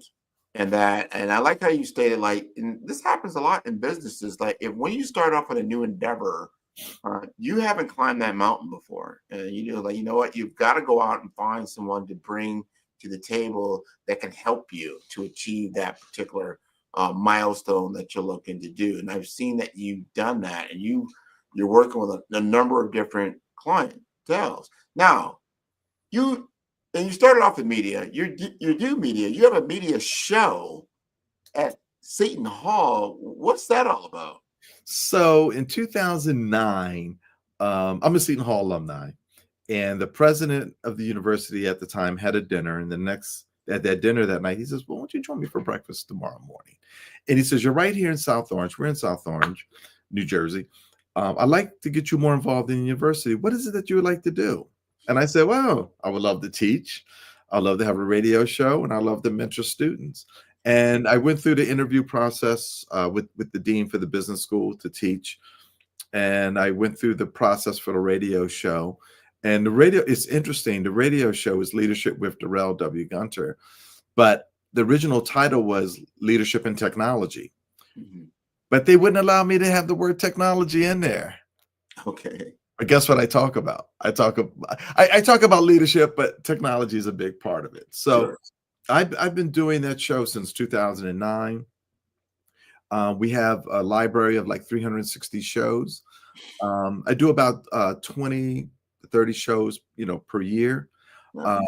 The latest show I just did is on cybersecurity, Mm-hmm. and it's with the CEO Kevin Hyde of Layer 8 Security. I attended a symposium that they did a couple weeks ago, and I wanted to expose people to the importance of, if you're going to do business with the government, and this is very important for our Black business, you're going to do business with the government, you got to be CMMC 2 qualified, certified, and that's a process. And so his company, Layer 8, they actually help people to get certified. And there's a number of different companies out there that can help people to get certified, but that's a very, very important thing to know. That they've put in place. So yeah, I do interviews on a range of topics, and my guests are always pleasantly surprised because I send them an interview guide, and the interview guide will have like 20 questions, and I tell them, I said, listen, the 30 minutes flies by. This interview is about you showcasing what it is about yourself or your business that you want to promote. And typically we get through 3 or 4 questions. That's it. It's the guidelines. And once you get talking like me and you are having a conversation, it takes on a life of its own. That's right. But because your business, you're going to then really bring it out, understand why you do it, who you do it for, what is the big value that people get out of what you're accomplishing. And so my question to you is exactly just that. A client working with you, what is the biggest benefit that they get from Darrell W. Gunter? I think it's you've heard of Johari's window, correct? Yeah. A psychological term, where it's the side that you don't see of yourself. Exactly. And what I show them is the side of the business that they don't see. Mm. They don't see it for a variety of reasons, good or bad, or right or wrong. But I use the word enhance in my talking with them, because I believe that people have worked hard to build their businesses, and some consultants make the mistake of saying you're doing everything wrong and this is the way you need to do it. And I use the word enhance because there was an article by Rick Pitino some years ago when he was at Kentucky, where he had he made a decision to find the good in each of his players. That's how he maximizes his talent pool. And I think a business has to do the same. Sometimes people come in and they just want to scrape the earth and start fresh, but you're losing all of that intellectual property, that intellectual capital that has been built up. And so I try to build on the good parts of their intellectual capital that they have. And a lot of times I hear, not only is my business doing better, but I'm feeling better about myself as a business person. No, that's important. And you're starting that. I started out like that. The person that you're dealing with, the inner identity, or I call it the brand identity. And then to your point, that person already had a current state, or how did they get to where they're at? What does that look like? So you just can't throw everything out there. There's the good that's there, and then the development to that net. What do you want to become now? What's the becoming of that? And then you start looking at their skill set, their tool set, their mindset along those lines. All right, this is what you're going to need to develop. Yes. And become within, because there's people that are very, very good, let's say, in business operations, but when it comes to finance, they're just not that savvy, at that. And we understand that the language of business is money. And so it's important to understand those things. But you also brought up that other part now, that you have to understand technology as well. Right. So, as a business person, like, what? I'm a very, very good technician, let's just say, mechanic of business than what you do. But when it comes to, well, what is the value of that, and speaking in those terms, or what is the intellectual or the technology platforms that enables your business to thrive? And then you start looking at those things, and then you start looking at the human capital, right? The human component, because as you both know, technology can be a very precise tool. However, human beings are not that precise. They are the intangible that happens. They're not that predictable. They can be habitual, right, in certain aspects, but they're very imaginative, and they could stop at any point in time and get a different answer. I think anybody who's in any kind of a business relationship, and the different people that are there, the different personalities that you deal with, there's seasons of personalities, and then and things change over time. So it's not so cut and dried, black and white. And that's why I want to encourage people. AI is a tool, not a replacement. Right. Because you're going to get into trouble, as you say, you're going to scrape your knees somewhat when you start to say, here's my forecast, here's my predictable model. And I said, well, what is the human component to that? Right. Because that human component, and anybody that studies math or science, is like, you don't want, because like, oh my God, it's such an invariable, that variable will change. And if that variable changes, it changes all your other components that you're trying to accomplish. So that's very, very important. So I like that. Before we let you go, and I want you to speak directly, because now you're telling me you had 300 different shows on leadership, on business. Educate our audience around what you feel in the general world of business that they really need to concentrate on as we are going forward in this world that we're in. It's really focused on the basics, is understanding. I was coaching, as I said, a woman yesterday who contacted me on LinkedIn, and she says, you don't know me, I don't know you, but love your background. See if I could get 30 minutes of your time. And I said, sure. It was actually 45 minutes. And I think it's important to really understand, what is the business that you want to be in? What is the need? What is the need of your business? What is the problem that you're solving? How are current people solving this problem? And what are you doing that's different? Or what are you doing that's better?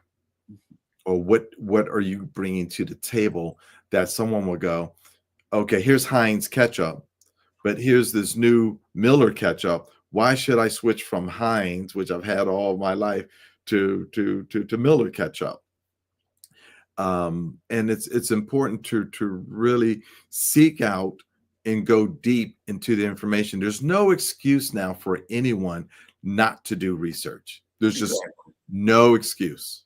There's just no excuse. And so there's a plethora of information, but what you want to do is that you want to make sure that you're squaring away what is the value proposition that you're bringing to the table. What resources will you need? It's interesting in working with the returning citizens. They're doing their presentation at Rutgers, the Are You Flourishing program on June 2nd. Is it June? No, I'm sorry. It's June 9th. And they're going to present, and one of them is going to be a used auto business, and the other one is a home. I told them not to use the word flipper, but to use an enhancer, if you will. Yeah. In Newark, he wants to help people who normally are first-time buyers who have trouble, but to work with different programs to provide housing for them. And I'm telling you, it has been such a great experience watching them grow in their business development with their idea. And I'm happy to have been their coach. But have a mentor, have a couple mentors. But the best practice principle that I teach my students is understand what is the best practice the best practice, and get feedback from a trusted source. Uh-huh. And not your competitor, because your competitor is not going to help you out. Yeah, he's not supposed to. He's going to give you all his trade secrets right up. But to your point, there's no excuse for not doing or getting information. Information is a commodity these days. It really is. And before, it really wasn't. It was hard to get information. You can get, top 10 statistics that the big four were, you'd have to pay them a lot of money to gain that kind of insight. Now you can get it in a few clicks. Yeah. That's how easy, you can get information specifically about market research, right? But also, let me share with our audience one of the biggest secrets out there that will help them. And it is your local library. Okay. If you go to your local library, or you can go to a university library, land grant institutions, they are dying to share their knowledge with you. Mm. And if anyone has issues understanding a particular topic, you go to those specialty libraries, they're more than willing to sit down with you and give you considerable time. Wow. Now, see, that's something. So you remember you said before there's content, but then there's context. So Right. You understand the information, right? So you're saying there's experts there to help you to really get a good feel for it. This is great, man. This is great. We've only got about a minute here. I want you to tell the audience how to contact you so they can go ahead and get context around Daryl Gunter. How about that? That's right. So I have my website, guntermediagroup.com. My cell number, internationally known, 973-454-3475. I'm on WhatsApp. I'm on social media. As I tell folks, it's kind of hard not to be able to get in touch with me, because I've been in the business for a long time, and I've been consistent about my information. And I do offer, a complimentary 30-minute consultation if folks want to kick the tires to see if there's a there. I have a client, a new client coming on board from Switzerland, which I'm excited about. All right. Well, we got a break. We only got a couple of seconds here. So I want to thank you again for being on the show. Daryl, this has been wonderful. Genius is common, and I'll see you on the other side. Thank you so much. You're welcome. All right. Awesome.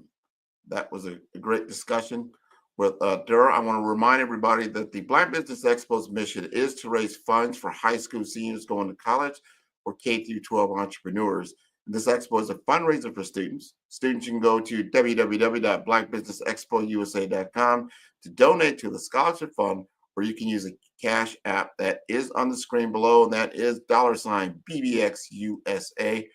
Our goal is to give laptops and up to $5,000 to 10 students. Students, you can register online at blackbusinessexpousa.com. Every dollar counts, so please donate to the scholarship fund and help students achieve their dreams. Special thanks to our Black Business Expo USA sponsors for May 2025, and they include NC100, Suede Soul, Carolina, Virginia Minority Supplier Development Council, Stealth Management, Margie McLean Foundation Incorporated, Genius is Common, Executive Women's Success Institute, The Quality Coaching Company, Superwoman Business Services, Creative Force Studios, Lee Entertainment, Black Business Olympics, Artistic App Design, 5-Star BDM, Banks Law Firm, Black Business Expo USA. Genius is common, and I will see you on the other side.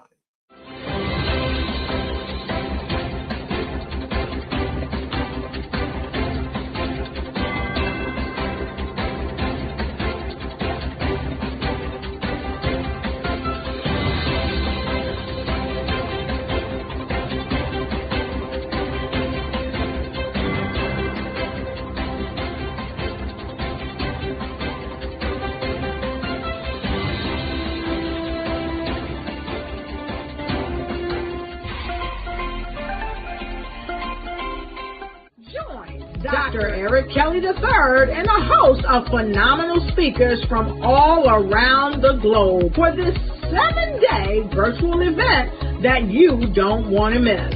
The mission of the Black Business Expo is to raise scholarship money from kids all the way from high school all the way from college. The Black Business Olympics is one of the largest Black business showcases in the world. It is an opportunity for businesses and companies to showcase their businesses globally. We are going to be giving away laptops up to $5,000 away to students. Again, I'm Olivia Appleberry, the founder of 2 Cents Finance and one of the speakers for the expo. I am so excited to see you there. For more info, go to www.blackbusinessexpousa.com or call 919-308-9090 and hope to see you there. I am Black Business. From the moment I wake until the time I sleep. Yes, I am Black Business. I am Black Business. Tell me, are you Black Business? I am Black Business. Do you support Black businesses? Listen, I support Black business because I am Black Business. Black Business Expo, one of the largest business showcases in the history of Black business in the world. The world! Sign up today at www.blackbusinessexpousa.com or call 919-308-9090. I am Black Business. I am Black Business. From the moment I wake until the time I sleep, I am Black Business. I am Black Business. Are you Black Business? I am Black Business. Do you support Black businesses? I support Black business because I am Black Business. Black Business Expo, one of the largest business showcases in the history of Black America in North Carolina. Join Dr. Eric Kelly III and a host of phenomenal speakers from all around the globe for this 7-day virtual event that you don't want to miss.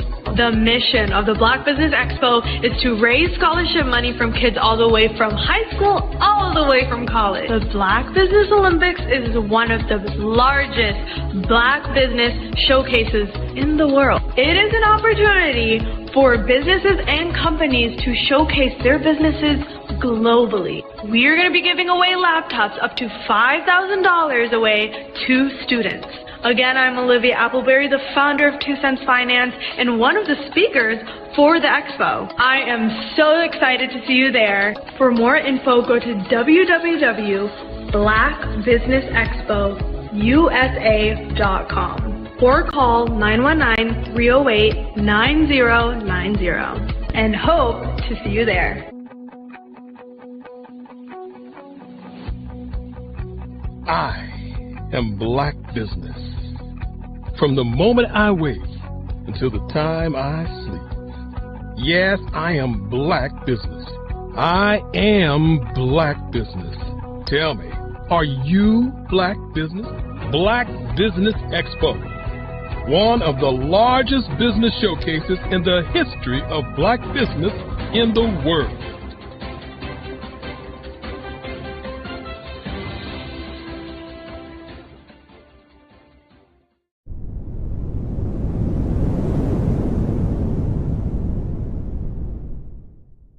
What if leadership wasn't about titles, but trials? What if your breakthrough lay beyond fear? In First Light, The Brave Path to Authentic Leadership, embark on a journey of courage, truth, and purpose. Face the wolf, hear first thunder, wield the sword and shield. This is more than a book. It's a calling. Are you ready for First Light? In today's world, everyone has a platform, but few have a voice that truly resonates. Standing out isn't just optional, it's imperative for survival. Through years of guiding industry leaders, I've discovered what truly sets exceptional professionals apart. Today, I'm sharing a framework that's transforming careers and opening doors to unprecedented opportunities. Your digital footprint is more than just a resume. It's your stage for thought leadership. Think of your online presence as a beacon of expertise. Every post, every comment, every share should demonstrate not just what you know, but how you think. Engage with content, speak at conferences, and let your digital authority shine. Forget collecting connections. Focus on cultivating relationships that matter. It's not about how many people you know. It's about the depth and quality of those connections. Engage in meaningful professional interactions, participate in collaborative meetings, and form strategic partnerships that can propel your career forward. Your journey is unique, and your story should be too. Share not just your successes, but your insights. Your audience craves authenticity, not perfection. Create engaging content, watch your engagement metrics rise, and see how your audience reacts to your genuine storytelling. In an era of uncertainty, trust is your greatest currency. Build it through consistency, maintain it through transparency, and grow it through results. Engage in professional interactions, hold client meetings, and celebrate successes to reinforce trust with your audience. The only constant is change. Make it your competitive advantage. Stay ahead by staying curious. Your greatest asset is your ability to adapt and grow. Embrace learning moments, develop new skills, and celebrate achievements as you evolve. These aren't just strategies, they're the building blocks of a legacy that will open doors and shape industries. In 2025's hyper-connected world, your personal brand isn't just what you project. It's the bridge between your potential and your impact. Ready to transform your professional narrative? Visit 5starbdm.com and schedule your strategy session today. Over the past few years, we've seen the growth of existing and new initiatives focused on financial inclusion, building global networks, and reducing the wealth gap in response to the idea there's not enough seats at the table. Whether their outcomes are to increase the representation of Black executives on corporate boards, ensure an inclusive global economy, or to create new U.S. African commercial pathways, the strategies are often carried out by separate programs. The question is, should they be? With the continent of Africa being home to more than half of the world's fastest growing economies, the youngest workforce, over 400 companies generating more than $1 billion annually, 700 generating more than $500 million annually that are poised for growth, and being the destination of nearly $5 billion in venture capital in 2021. Diversifying U.S. and Africa commercial engagement by building bridges between African businesses and their U.S. diaspora should begin being seen as mutually beneficial. From helping to reduce Africa's enormous capital gap to catalyzing two-way trade opportunities, the COVID-19 global pandemic hopefully has taught us that global challenges and opportunities are more interconnected than we thought. During the pandemic, African companies like Unicorn Flutterwave, insurance provider Reliance Health, ride-hailing app Yasir, and 54Gene, the continent's first bank of DNA on people of African descent, proved that when African companies have access to networks, capital, and information, they grow big, grow fast, and create solutions that are valuable to the world. This is why Be Direct was created. We are the first U.S.-based but African-centric board preparedness and board search company designed to connect U.S. Black talent and corporations to African businesses. Unique and fundamental to BDirect's success is our process of helping board candidates adapt their experience and networks to an African context before they're connected to high-growth companies that are looking to locally and globally scale. From our focus groups with African business execs and government leaders, we don't ignore the sentiment that business is easy, but people are hard. Having a pool of board candidates with hard-to-access networks and extensive experience across the business lifecycle, including successfully raising capital, is table stakes for an initiative like this. So yes, we have that. But corporate or entrepreneurial success in the U.S. does not guarantee success in Africa. Developed alongside industry partners on the continent, our training program, BDirect Prep, is designed to transpose their experience to create cultural comfort, understanding, and a commitment to helping businesses in Africa scale. Our board governance sessions are African, continental, and country-specific, integrated with cultural awareness and dexterity training, masterclasses led by African industry execs, and mentoring and coaching from African continental-based facilitators. But even more unique to BDirect Prep, we cap off our training program with an immersion trip to help candidates that have not been to Africa before see and feel Africa's complexity and opportunity from African soil. We all know traditional network-based board placement has historically left a lot of us out of ever really being in the paid board pipeline. Our strategy supports the work of many great organizations that are successfully filling seats at U.S. board tables by creating more tables for those that are still left on the sideline. It's time to start seeing the role and value of U.S. Black talent and businesses on the continent of Africa differently. Old perceptions and habits limit economic inclusion. Let's transition Black talent and the African businesses they will support from the periphery of the global economy to its core. Living in a global lockdown, we all know now how fast local and global economies can change, and see the value of having businesses that hire, strengthen local value chains, and even grow globally. Status quo in any form holds back progress. We must democratize U.S.-Africa commercial engagement by socially and economically connecting cultures that have long been disconnected. It's time for Africa's U.S. diaspora to redefine their global value by helping African businesses scale continentally and globally.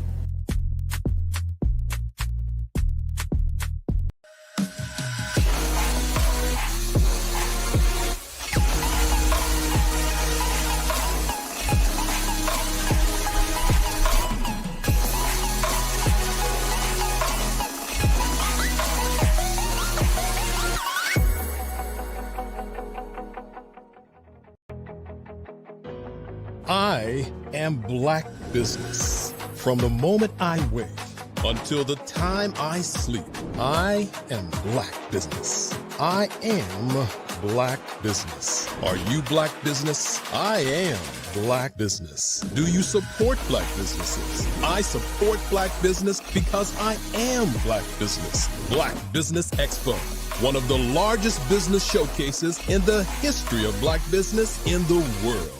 Sign up today at www.blackbusinessexpousa.com or call 919-308-9090.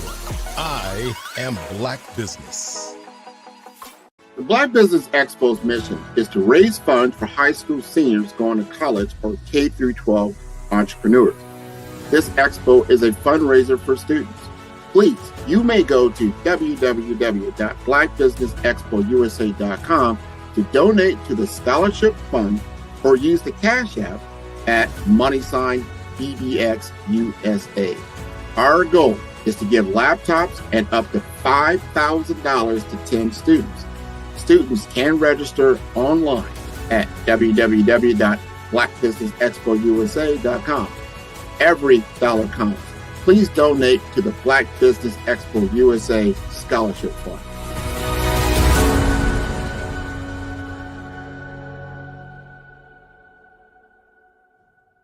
Are you a Black entrepreneur with a vision for global success? Are you ready to take your business to the next level? Introducing the Black Business Network, BBN, one of the largest Black business showcases in the history of the world.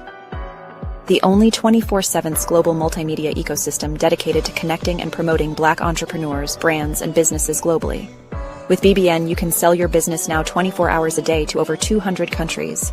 Reach a global audience in real time, build trust, and generate leads like never before. Access a world of opportunity with our live streaming and replay platform, featuring on-demand content, documentaries, and exclusive interviews. Get your exclusive, one-of-a-kind Black Business magazine covers that feature you and your amazing business today. And tap into our Black Business Global Chamber of Commerce, where your voice will be heard globally with over 1 million business owners. Learn the insights and strategies that Black entrepreneurs are using to grow today. Power your business with the Black Business Black Credit and Debit Card. Get cashback, access microloans, and build your business by doing business with Black businesses worldwide. Stay ahead of the curve with the Black Business World Report, our yearly intelligence magazine, providing industry trends, government programs, funding alerts, and so much more. BBN is more than just a network. It's a revolution. It's a global movement, uniting Black entrepreneurs from over 200 countries to share knowledge, build relationships, and create economic empowerment. And for corporations, BBN offers a unique opportunity to demonstrate your commitment to diversity and inclusion and access. Submit your corporate commercial today. Sponsor BBN, reach a targeted audience, and support the growth of Black-owned businesses. Our Black Business Ambassador program provides support and detailed information on all activities. From onboarding to mastermind think tasks, they cover it all. Whether you're looking to expand your business or your viewers, BBN brings together the tools, talent, and technology needed to grow Black-owned businesses worldwide. It's where we speak, sell, connect, and rise. Live and on demand. Join the Black Business Network today. Visit bxtv.org to learn more and unlock your global potential, where business is broadcast live, where the future is today. Call 919-308-9090 for your Black Business Fireside Chat today as we showcase your amazing business to over 200 countries. Black Business Network, one of the largest Black business showcases of Black business in the history of the world. Call today 919-308-9090 USA. Follow the Brand TV broadcast host, Grant McGaw, as he visits with top executives and entrepreneurs to find out their secrets of success with their personal brand. Follow the Brand TV broadcast host as he focuses on brand development to build better relationships, bring value to your business, relationships, and career. You will enjoy listening to each episode that is tailored to speak to you directly. If you're looking for this type of clarity in terms of building your brand, you have tuned into the right station. Each episode will help you to shape a conversation in the 5-star BDM network of 20,000 professionals and become a springboard for your corporate engagement and business opportunities. Each guest will frame their story in the areas of personal branding, business development, career development, financial empowerment, and technology innovation. Grant McGaw explains why he is the CEO and owner of his own professional career. Grant is an accomplished business leader and entrepreneur who wants to give back to individuals to grow their personal brand strategy.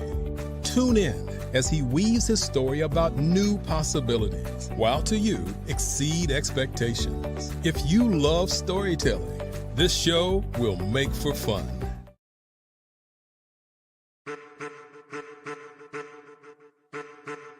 I am a child of the Most High God. He has gifted me in ways that I could not even imagine and didn't know.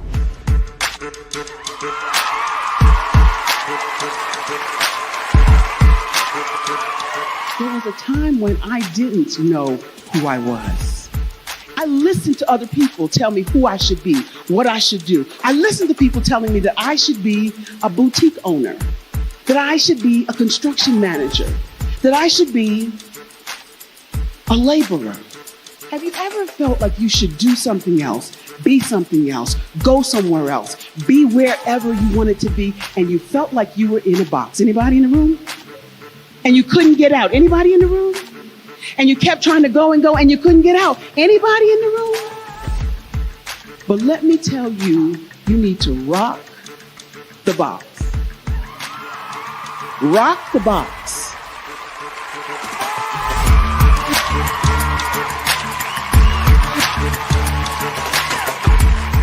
I am engaging, inspiring, and empowering.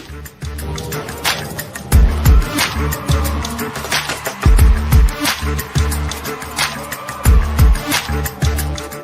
would give you everything I know. Just by touching you, if I could, by osmosis, give you every single thing I've learned, I've gone through, I know I would. We know that's not possible, but as it is possible, I love to share information with people. Some of you out there, people have told you that you can't be, you can't have, you can't do. But I will tell you, like Kingston said, you can, you must, and you will. If it's to be, it's going to be me. You got to say it. If it's to be, it's going to be. If it's to be, it's going to be.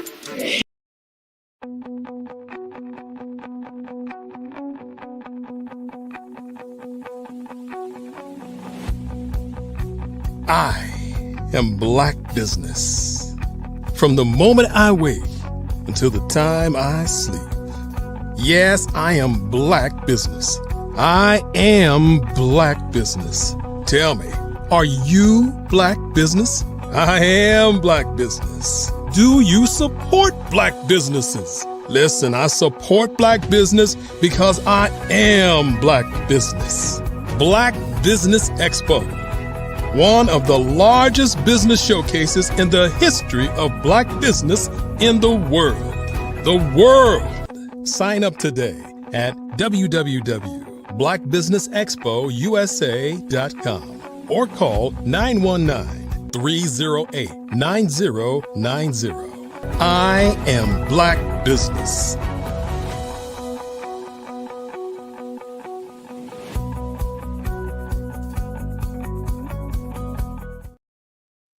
Hello, and welcome to the Black Business Network. My name is Grant McGaw, CEO of 5-Star BDM and host of the Follow Brand podcast and TV series. And I am your business moderator for this session on the Black Business Network. The Black Business Network is a 24-hour business network showcasing Black businesses, business owners, and entrepreneurs and thought leaders worldwide. And we have speakers from North Carolina, London, Singapore, Africa, Japan, and cities all over the United States. The Black Business Network is a global community sharing business knowledge to empower, inspire, and educate businesses about business. And our next guest is Mr. Christopher Cunny. He is a nationally recognized digital health strategist, TEDx speaker, and brain tumor survivor with a legacy of champion health equity through innovation. He currently serves as managing partner of IoTech Consulting and CTO at Ask Me Your MD, guiding health systems and startups through digital transformation and technology adoption. And with over 2 decades of executive experience, including roles at AT&T, DSS Incorporated, and Piedmont Healthcare, Christopher is a trusted advisor on emerging tech, EHR optimization, and regulatory compliance, a HIMSS changemaker, and podcast host of Straight Outta Health IT. He elevates diverse voices and urgent conversations in digital health. And he is both a fellow of HIMSS and the American College of Health Data Management and a Morehouse School of Medicine advisor. His education includes a BS from Fort Valley State and an executive MS from Georgia Tech. He's a sought-after speaker, educator, and advocate for tech-driven health transformation. So let me welcome him to the Black Business Network. How you doing this today, Chris? Make sure we got to unmute you. Unmute your mic. There you go. Good morning, Grant. It's a pleasure to see you again, and thank you for inviting me to be on the program. Absolutely. You are my friend. I've been knowing you for 5, 6, 7, 8, 9 years. Yeah. I can't even remember it. Yes. I got to date myself. But every time we engage, we have meaningful conversation. Because you give me an insight and an understanding. And I tell you, I talk to people about personal branding a lot. You tune in to Chris and you see what he does. He is the personification of personal branding at its best. Oh, wow. Thank you. What you've been doing. Thank you. Wow. It's again a pleasure to be on the program, and I can tell everyone that if any of the measured success I've had, especially around personal branding, I have to attribute it to Grant. I took a page out of his book and just trying to keep up with the amazing things that he's doing in this space, and being a thought leader himself and a change maker. So I have to again give a lot of that success to you as being an example to what it means to extend your voice to a broader audience. Well, thank you, Chris. Yeah. And we both been just going back and forth, but you've been doing some amazing now. TEDx.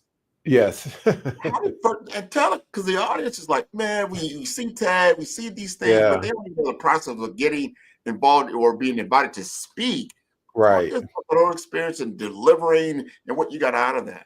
Oh, wow. I tell you what an amazing experience it was for me. Definitely was one of those things that was on my bucket list. And it was such a pleasure to have been invited to be a part of that process going forward.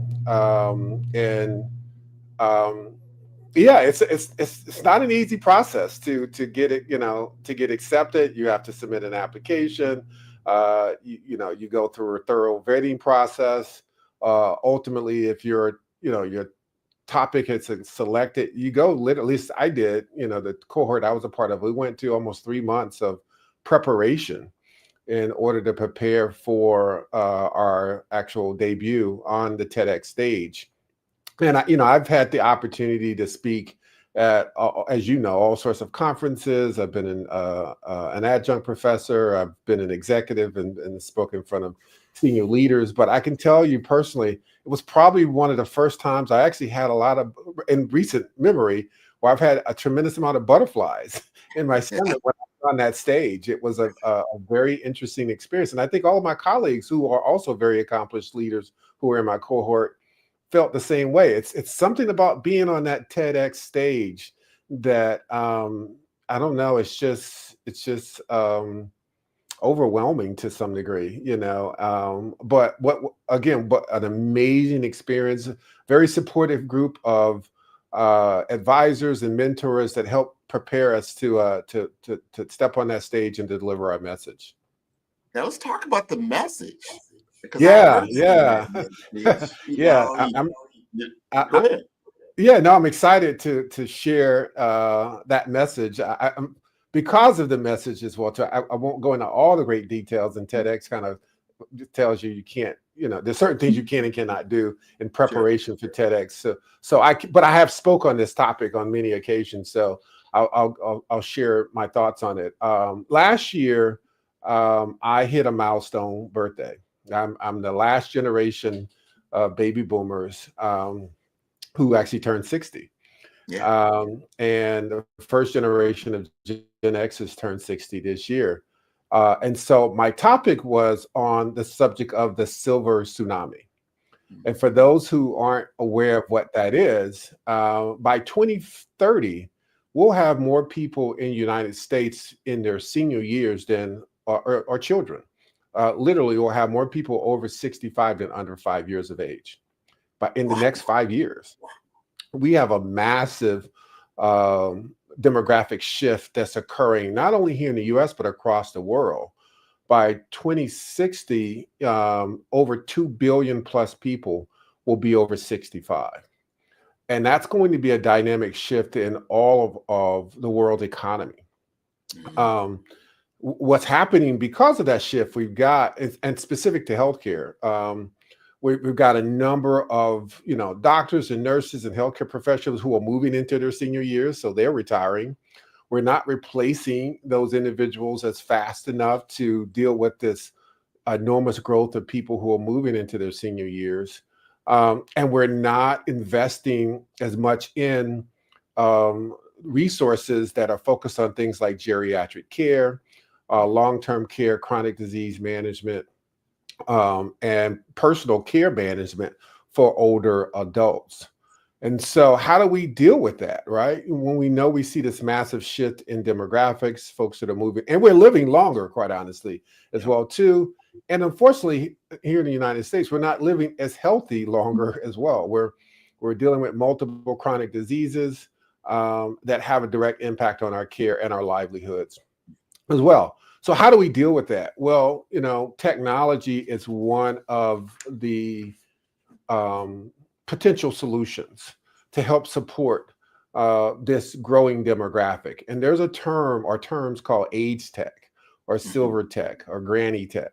It's technology, that's going to help close some of those gaps around the delivery of care and the ability to allow us to live more productive lives as we age.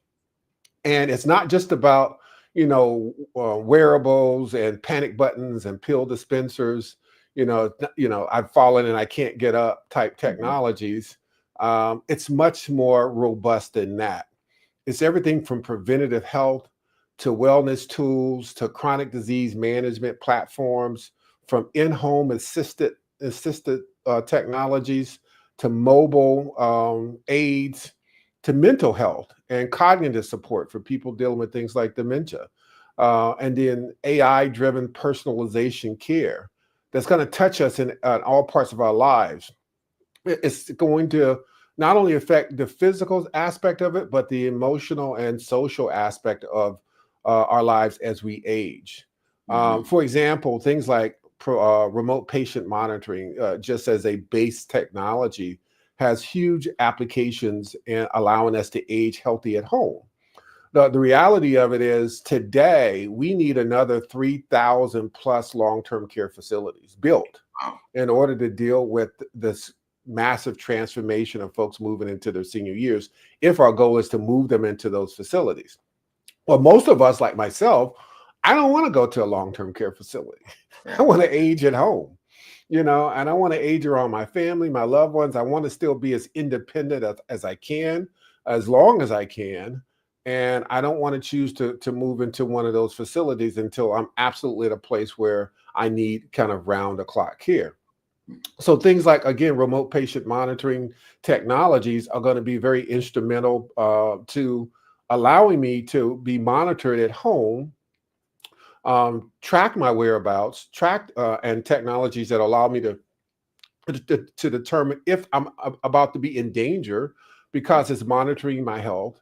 It's tracking, whether or not I got out of bed today. It's tracking the potential of me falling and injuring myself. It's reminding me to take medications. It's having direct access to me in a very non-intrusive way, so I can continue to still live, again, a healthy, active, and a life without, people intruding on that on a day-to-day basis. It's built around this kind of exclusivity concept or personalized concept too. So it's going to address the needs based on where you are in the aging process. And then it's also going to allow you to, these technologies allow you to have a certain amount of dignity as well too. So you don't necessarily have people watching you get out of the shower, or put your clothes on. But it is going to allow people to have access to you, track your physiology, your health condition, your mental health conditions, and then react to that in a hopefully a proactive way before your health is further diminished. Let me ask you this. Sure. You are, consulting in IoTech. That is your business. You've been doing it for a number of years. And now you just described very accurately the situation, condition, what we want to look at is, we call it ageism that's happening, is going to happen. Absolutely. I mean, that's an amazing stat you just said. Yeah. We're going to have more older people than younger people running around our, in our world. But that poses a lot of, I remember someone telling me, like, can you imagine our airports today, where you might have a couple of people going in wheelchairs, right. But these airports are so spread out. That's right. Like your joints really start to bother Exactly. you as you get into the 60s, 70s, 80s, and whatnot. So you're going to see a bunch of these wheelchairs. So I see dramatic changes in platforms that we normally take for granted. In your business, and I want you to talk about your business. Sure. Are you specifically like consulting around that? Like, hey, Chris, what kind of tech should I be looking at to potentially change my services to be of service in this new world? Right. No, it's a great question. By 2030, it's estimated that this is going to be a $17 trillion industry just in the next 5 years. And that's not just exclusive to quote unquote technologies, AI and robotics and these wearable devices, et cetera. That's all aspects of the aging. That's transportation. That's, vacationing. That's clothing. That's housing. And it is this technology as well too. So anything that, as you get older, as you're dealing with your older loved ones and you're thinking about the challenges they have, what can you introduce from a consumer or clinical or business perspective that can help to address some of the challenges? And you brought up a great example, which I quite honestly hadn't even thought about, was the airports. The fact that those concourses are long, winding, confusing, infrastructure. Clearly, I see robotic technology, self-driving vehicles that are going to be able to pick people up where they are and take them to their concourse, take them through their gates. Robotic technologies that are going to help assist putting people on planes. I can easily see those types of technologies emerging over the next, 5 to 10 years as we continue to age, and more of us are going to be older that are going to be flying than younger folks as well too. Man, there's so many things as you think about. There's so many aspects to that. Right. Not only just just the food we eat, the medications we take, the social aspect of getting older as well too. How do we continue to stay connected to our loved ones and people in the communities that we age in? Because in many cases, one of the biggest challenges with aging is transportation. I no longer drive, right? I know for me personally, my vision is not as great as it used to be, especially at night. How do I get around more effectively? So again, these autonomous vehicles are going to be important. The virtual care technologies, the virtual social media technologies are going to allow people to still stay connected to their loved ones, their communities, and age in place. And then, some of the interesting innovations around things like robotics, that we're going to have these robotic assistants literally in our homes, helping us, get out of bed, reminding us to take our medications, doing basic housework. Like we already have these devices that vacuum for us, in our homes, so we don't have to do that and cut our grass and things of that nature. We're going to see more and more of those technologies emerge as people get older and want to continue to live independent lifestyles. So I highly encourage anyone that's in any industry right now, quite honestly, thinking about how do I cater to a growing demographic of seniors, and what services can I offer within my own industry to support this growing demographic as well. This is going to be, and I'm glad we're having this discussion, because we business always, you look to fill gaps. So you're our service, you're solving a major problem for people that are willing to throw resources at it. There's no question. It's one of the reasons why I'm now in Omaha, Nebraska, because my parents are in their 80s. Exactly. Starting to see like, all right, they're not at a point where they need, round the clock care or anything of that nature. But I know gradually, and I want to be there to see this real time. That's right. What's happening. And quite honestly, or let's say I don't want to move back to Omaha, Nebraska, but I still want to be able to monitor, maintain, and provide some sort of facilitation of my parents' care as they get older as well too. How can I do that in the most effective way? How can you do that? Right. That's why are there technologies out there? That's right. Resources. I think about this, Chris, is that in our rural community, communities that you don't have robust internet access, so to speak, right? Yes. Or just basic access to a healthcare facility that could be miles and miles away in certain cases. And we're starting to see even now that some of these rural hospitals are struggling just to open. Oh, absolutely. I don't know how this is going to work out over time. I look at what happened to Gene Hackman, for so to speak, Right. in Right. his situation, these two Mm-hmm. people, but they That had obviously resources and means, arguably, had right? resources, and this is the Mm-hmm. result. You're like, Right. how does that happen? Yeah. So I mean, yeah, good, great question. I think, one of the key components to this, how we address this is this issue around affordability and equity, right? mhm, How do we ensure that these technologies aren't just for the rich mhm, and the well off, but they meet the needs of the most vulnerable parts of our population? And part of that is going to be how we as businesses create technologies that make it accessible to these individuals, but is also a legislative component to this. We talk about mhm, this term social determinants of health, and what are some of the issues that affect us and age, staying healthy, whether we're getting older or just maintaining our health, and what are those gaps. But there's also a term called political determinants of health, and what legislation and policies are we enacting to help support the growth and adoption of these technologies, as we know we've got an aging population, voting population within mhm, our society, right? Are we yeah, putting in place affordable broadband technologies or satellite technologies or mobile technologies that are going to allow people to connect to the IoT of things or the Internet of Things, to get access to them or to monitor them or to manage their health? Are we going to do that in a cost-effective way? mhm, Um, Technology in of itself is not the silver bullet. Are we going to also subsidize, quite honestly, families and caregivers so that they can provide care for loved ones without having to move them into higher cost facilities like nursing homes or long-term care facilities? Can we mhm, subsidize someone staying at home and taking care of their loved ones?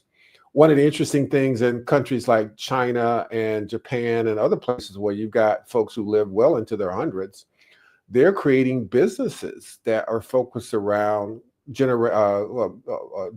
businesses for senior citizens, so mhm. that they can continue to stay active, Sure, they can yeah, continue to generate, quite honestly, revenue and tax base for the country as well, and allows them to continue to stay a very relevant part of the society as a whole. Those are things we need to be thinking about, because those individuals, they might not be able to work in a factory, but they could probably potentially stay at home yeah. You can and be a do some digital sort of worker type of without a virtual person. work. Yeah, yeah, Exactly. Exactly. So it's a holistic approach we have to take around this. I mean, the technology is only as good as the people who have access to it and can afford it. And then again, technology for technology's sake is not, again, the silver bullet. We need to be thinking about all aspects of how we create an environment that allows people to age with dignity, mhm, allows them to age it as independently and as long as they can. And quite honestly, we need to start thinking. Something that someone said to me recently, and that is, the day you're born is the day you start aging. Are we yeah, thinking right?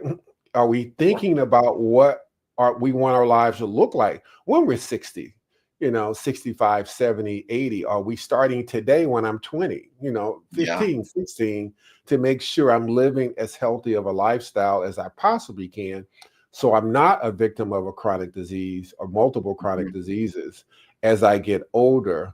I'm still, exercising, eating right, keeping my bone density high, my immune system strong, all those things that you'll need as you get older.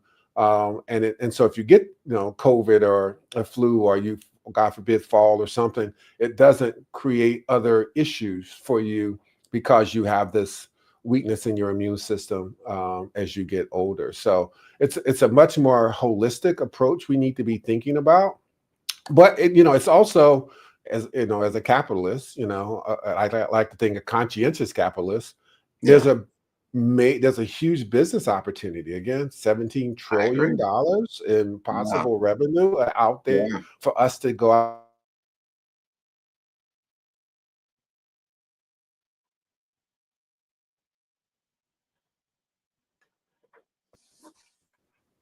it's our community that are the most vulnerable populations.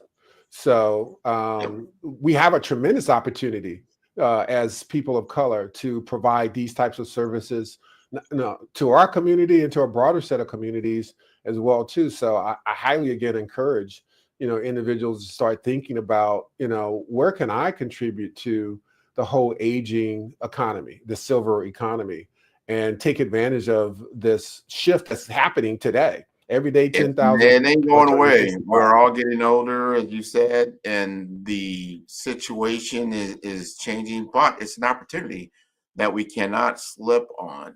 It's an opportunity that we all have to take a look at, see what. Now, there's a part of your story that I found so intriguing because I have found some things in my own world that certain life issues that you experience pain. In your case, it was a brain tumor. You had a tumor.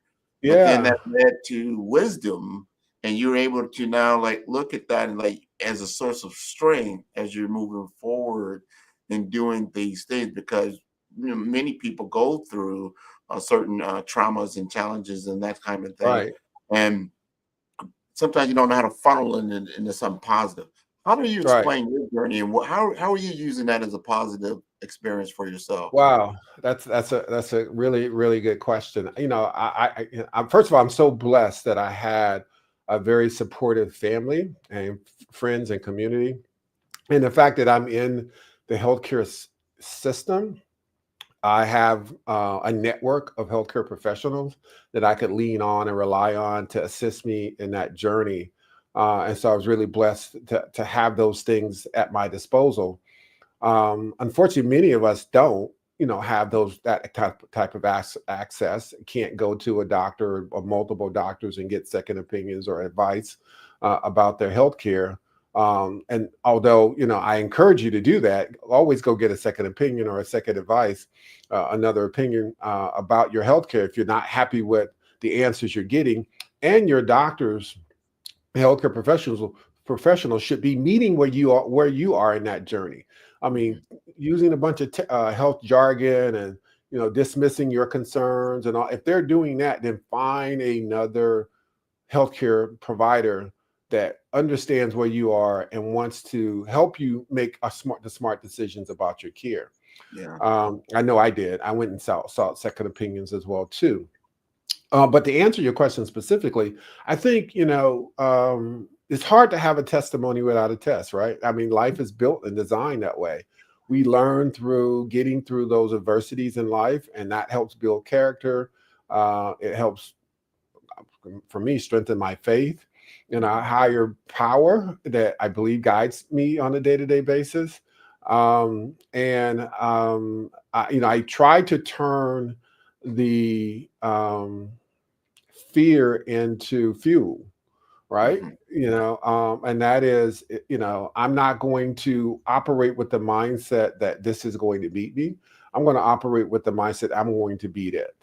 And I think all of those things were very instrumental in helping me go through the journey I went through. Once trying to figure out what was going on with me prior to getting the diagnosis, and then once I actually had the surgery, going through the recovery process, and then what does life look like on the other side of that as well too. And so I do use that fear as fuel for me to do all the things I'm doing today, because it also helped me recognize that life is finite. Unfortunately, most recently, we lost my brother-in-law who lost his battle with pancreatic cancer. And about a month or so, I've lost a couple classmates. So I'm at that age now where I'm probably going to more funerals than weddings. Yeah, I understand. Been there, still doing that. Yeah, exactly. And so you start realizing how many more good summers do I have left in life? And so that for me has that sense of urgency for just living a robust life, conquering those things that you've been fearful of. And the other thing I've always said to myself is, as I am taking that last breath, because we all ultimately will take that journey as well, I don't want to look back on my life and ask myself, I wish I would have. I Exactly. wish I wish I should, had done this thing. I tried this thing or reached out and stretched myself. And so I'm trying to do those things, now in my life, which is why I pursue the activities, the podcasting. I'm writing a book now, advocating for social justice. I think those are all very relevant and important things that I want to be able to look back on life and say I made a difference. So using my fear as fuel, I think is the core there. Having a strong faith, foundation, and a strong family and community, I think were the key things to successfully helping me navigate that time in my life. Well, I thank you again because you have made yourself visible. Thank And for you. so many other people that are, in the shadows and going through certain things and don't realize, hey, there's someone, is there some empathy, and there's someone that understands, the journey that I'm on. It's always be beneficial to look back. You know what? I know what you're about to go through, or something what you're going to go through. And let Right. me give Exactly. some experience to that. So to your point, to lessen that fear or the anxiety that you're going through, like, yeah, it's going to be Absolutely. a journey, but we can be helpful.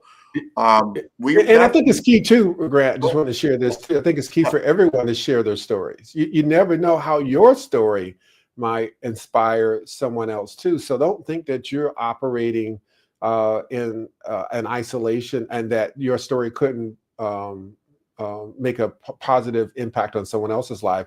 And in sharing that story, they share theirs, which might impact you in a positive way as well too. So Absolutely. That's how we learn. yeah, We learn that's from how other we learn. That's how we people. grow. Life is very Yeah, experiential. that's So right. you experience those things and you have greater awareness and you're like, okay, it's not as good or bad. You just get better perceptions on certain things. So you're not just, your imagination's not running wild. Now you have a great podcast. Thank you. Also, straight out of health IT. Yes. I love it. I Yeah. think this your second, third, season. You really use this as a platform. Tell us about that platform. What was your purpose behind it? Yeah. Good question. Actually, going into wrapping up my fourth season and going into the fifth. Yeah. Yeah. And it was an experiment during COVID, quite honestly, where I had a lot of time on my hand. I was listening to various podcasts and I was being interviewed on different podcasts. And I was saying to myself, I want to do a different type of podcast. I'm in this industry and I talk technical jargon all day long. And I wanted to have a podcast that talked about people and their journeys and their why, right? And what led them to doing what they're doing and why they're advocating for the things that they're focused on today, and educating and inspiring others to our conversation we just had that are going through these crossroads in life. And maybe this message might, inspire someone else to continue to keep moving forward, continue to pursue that dream that they have.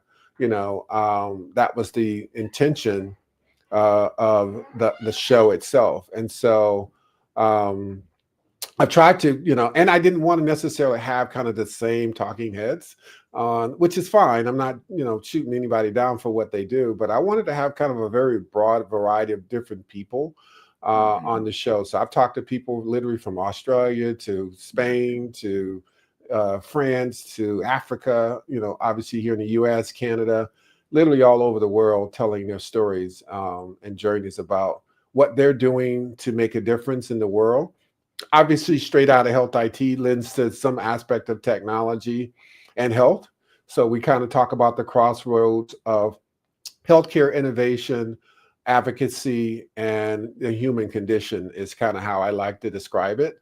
And it is just a very unfiltered dialogue about what's affecting us in our lives. I tell you, what we're going to find, what I have found, is I am going into my, I think, fourth or fifth year of podcasting, as that we are in this artificial intelligence age. You're going to find out that, like we're doing right this minute, that human to human amplification of experience, that you have authentic conversation, is going to be even more and more valuable as you go forward. Like, wow, like you said, you've got content, you've got a library of information now that you can get out there. People want to find more information about, like, who is this, Christopher guy, and what's he all about? And then Right. you've got just great content and Thank you. context about you. And that's going to be valuable. People don't realize, and when I talk about personal branding, what is the purpose of it? Because if you don't define who you are, Right. other people or other things will try to define you for yourself. So you want That's to right. control the narrative. So that's That's what absolutely correct. a lot of times this was about. So I want to thank you again for sharing your narrative and what you're Thank doing. you. And we've got a And few thank you minutes. for being a trailblazer in this area and showing us the way as well too. I mean that sincerely. A lot of how I'm doing what I'm doing, I've taken from watching you and your journey as well too. In fact, you know, you and I have had those conversations when I was launching my podcast to get advice and direction on the best way to do that, and then ultimately how do I monetize it as well too. So, you know, for me, I want to be a conscientious capitalist is like what the term I use. Exactly. We'll Well, do good and we make all have money. to fuel each other. That's right. And that's how the reciprocation takes place. But if you provide value, then value is provided to you. Like, no, we That's want to right. continue to share the love because we all get to learn and we have meaningful dialogue, you know, and That's it's right. such a great business tool because it's a great way to get in front of your ideal clients. Absolutely. Right? Yes, That's how it we do is. conversation, right? Yeah, I was going to also just comment on something you mentioned earlier about AI. You know, AI can be a force for good, and it can be a force for, you know, continuing to perpetuate systemic, you know, racism and marginalization, et cetera. So, you know, it's just a tool. You know, it's a powerful tool, and we have to decide how best we want it to serve us. I mean, ultimately, today we're still the master of it. It hasn't developed any sort of consciousness about itself yet. And so we still have quite a bit of influence on how it evolves. And I highly encourage those to become a part of the narrative around building and creating knowledge that is for good through the use of these tools, because there's so many folks, unfortunately, that are not doing that and using it to continue to marginalize communities and to be very disruptive and divisive for society as a whole. I believe that. That's the data, because the machine, as you said, is not conscious, it's unconscious, but it That's right. it's fed through data. So the data that it's getting, and That's it right. doesn't understand one way or the other, it's just utilizing and amplifying that That's message. correct. So when you create content like we're doing, it starts to draw on that content, like, oh, here's a new way of looking at things, you know, and that, so every time you type something in, you don't get the, you know, the majority population's viewpoint on certain things. Right. It starts to be more nuanced. Exactly. That's right. Or even things that they call digital hallucinations. It can just make up stuff. So you want to be I careful remember about using that. AI, not even like when it first was coming out, and then its perception. I would say something like, you know, give me a perception of African American male, and it would be so stereotypical, like, oh, Right. wow, this is Right. not Exactly. good. You That's know, right. so I've seen some of that getting better. But Yes. this is where we have to have responsibility, accountability to The tell our governance of it. stories, to get the narratives correct, so you don't just have a limited viewpoint. We've got That's right. just less than a minute now. Tell us how to contact you, Chris. Sure. Very simple. I'm on LinkedIn, like many of us are, if we're in business. And if you're not, you should be. Christopher Kunney, Kunney, and you can find me there. You can also visit our company website, IoTech Consulting, and that's IOTECH Consulting.com is another way to reach me, or just reach me out to me on my email, which is Christopher.Kunney, Kunney, at iotechconsulting.com. And you can go on any of the major podcast platforms and search for Straight Outta Health IT, Straight Outta, OUTTA, you know, Health IT, and check out some of our episodes. I would love to have you as a follower or a part of my tribe. That sounds great. And thank you again for being on the Black Business Network. Genius is common, and I'll see you on the other side. Thank you. You're welcome. The Black Business Expo's mission is to raise funds for high school seniors going to college or K through 12 entrepreneurs. This expo is a fundraiser for students, and you may go to blackbusinessexpousa.com to donate to the scholarship fund, or you can use the cash app that's on the screen below, and that is $BBXUSA. Our goal is to give laptops and up to $5,000 to 10 students. Students, you can register online at www.blackbusinessexpousa.com. Every dollar counts, so please donate to the scholarship fund and help students achieve their dreams. Special thanks to our Black Business Expo USA sponsors for May 2025. They include NC100, Suede Soul, Carolina, Virginia Minority Supplier Development Council, Step Management, Marjorie McLean Foundation Incorporated, Genius is Common, Executive Women's Success Institute, The Quality Coaching Company, Superwoman Business Services, Creative Force Studios, Lee Entertainment, Black Business Olympics, Artistic App Design, 5-Star BDM, Banks Law Firm, Black Business Expo USA, Genius is Common, and I will see you on the other side.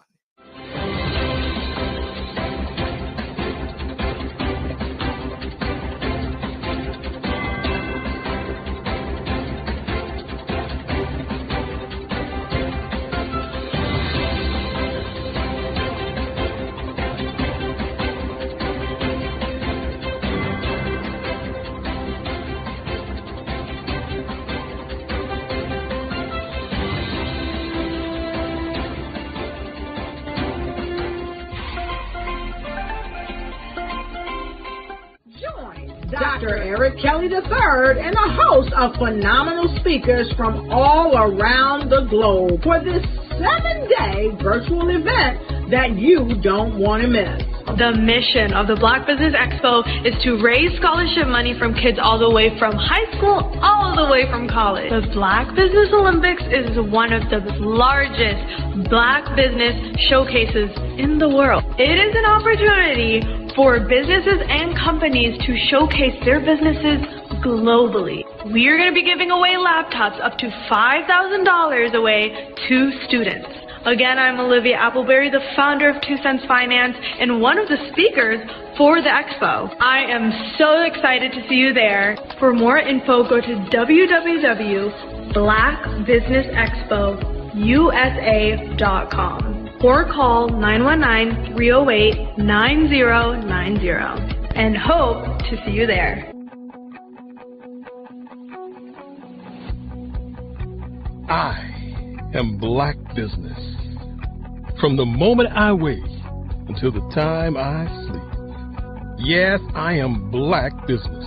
I am Black Business. Tell me, are you Black Business? I am Black Business. Do you support Black businesses? Listen, I support Black business because I am Black Business. Black Business Expo, one of the largest business showcases in the history of Black business in the world. The world! Sign up today at www.blackbusinessexpousa.com or call 919-308-9090. I am Black Business. I am Black Business. From the moment I wake until the time I sleep, I am Black Business. I am Black Business. Are you Black Business? I am Black Business. Do you support Black businesses? I support Black business because I am Black business. Black Business Expo, one of the largest business showcases in the history of Black America in North Carolina. Join Dr. Eric Kelly III and a host of phenomenal speakers from all around the globe for this 7-day virtual event that you don't want to miss. The mission of the Black Business Expo is to raise scholarship money from kids all the way from high school, all the way from college. The Black Business Olympics is one of the largest Black business showcases in the world. It is an opportunity for businesses and companies to showcase their businesses globally. We are going to be giving away laptops up to $5,000 away to students. Again, I'm Olivia Appleberry, the founder of 2 Cents Finance and one of the speakers for the expo. I am so excited to see you there. For more info, go to www.blackbusinessexpousa.com or call 919-308-9090 and hope to see you there. I am Black Business. From the moment I wake until the time I sleep. Yes, I am Black Business. I am Black Business. Tell me, are you Black Business? Black Business Expo, one of the largest business showcases in the history of Black business in the world.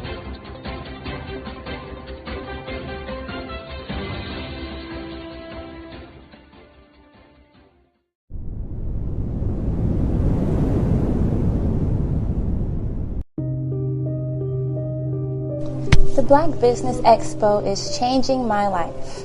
This year, they are giving away laptops and even $5,000 in cash to students just like me. I'm Alexis, and I want to go to college to fulfill my dream of becoming an entrepreneur. Help the Black Business Expo going to www.blackbusinessexpousa.com and also becoming a vendor, a sponsor, or donating. At 5-Star BDM, we don't just elevate brands, we forge industry icons. Our mission is to amplify your business and personal brand through dynamic AI-enhanced strategies and an elite professional network of over 20,000 experts. We empower entrepreneurs and small to medium-sized businesses to lead, scale, and transform. Our powerful network accelerates your speed to market and connects you with unparalleled growth opportunities.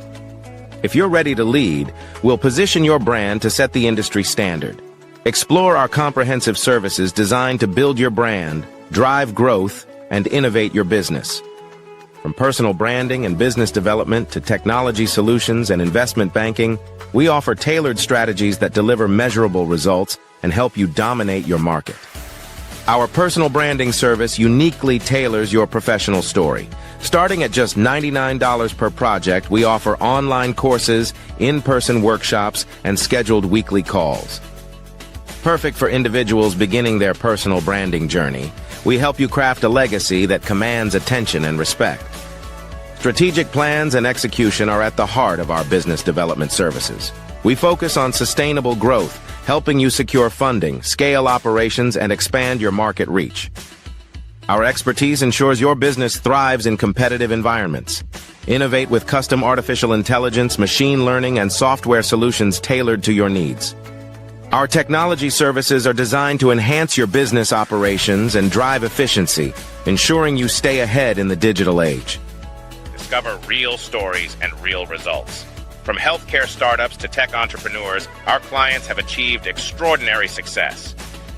For instance, a healthcare brand transformation led to a 40% drop in patient infections, showcasing our impact in diverse industries.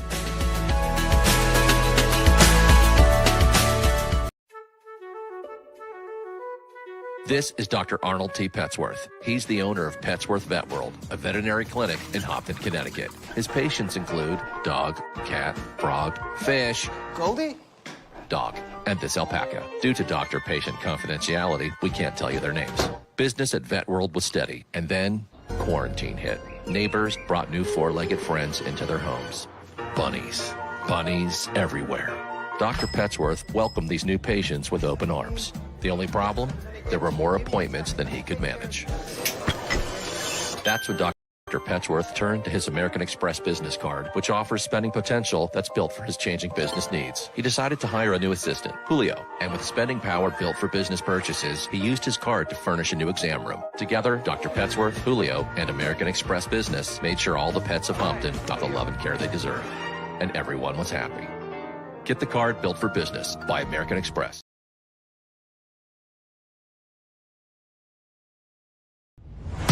Social media is evolving. It's more vibrant, more colorful, more energetic, and so are you. It's not just photos anymore. It's video, it's audio, it's subscriptions. And now there's Fanbase, a new monetized social network. Fanbase delivers the complete native app experience with full content monetization for every user. No algorithms that shadow ban your engagement or growth, and no ads. Follow anyone for free and subscribe directly to your favorite creators for $4.99 a month. Plus, show some love by tipping on any post. Also, make a Fanbase page and monetize your content the same way. Finally, connect with your followers by posting the amazing content you already create. And now, get paid for it. It's time to energize and monetize. Because everyone's a fan of something, and everyone has a fan base.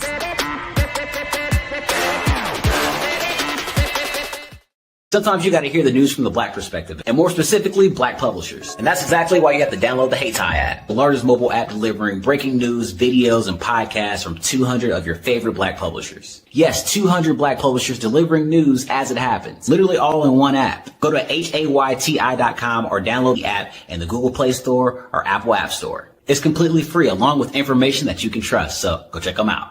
5-Star BDM, Brand Development Masters, is a professional consulting and advisory group keenly focused on business development services for the small to mid-sized business and entrepreneurs.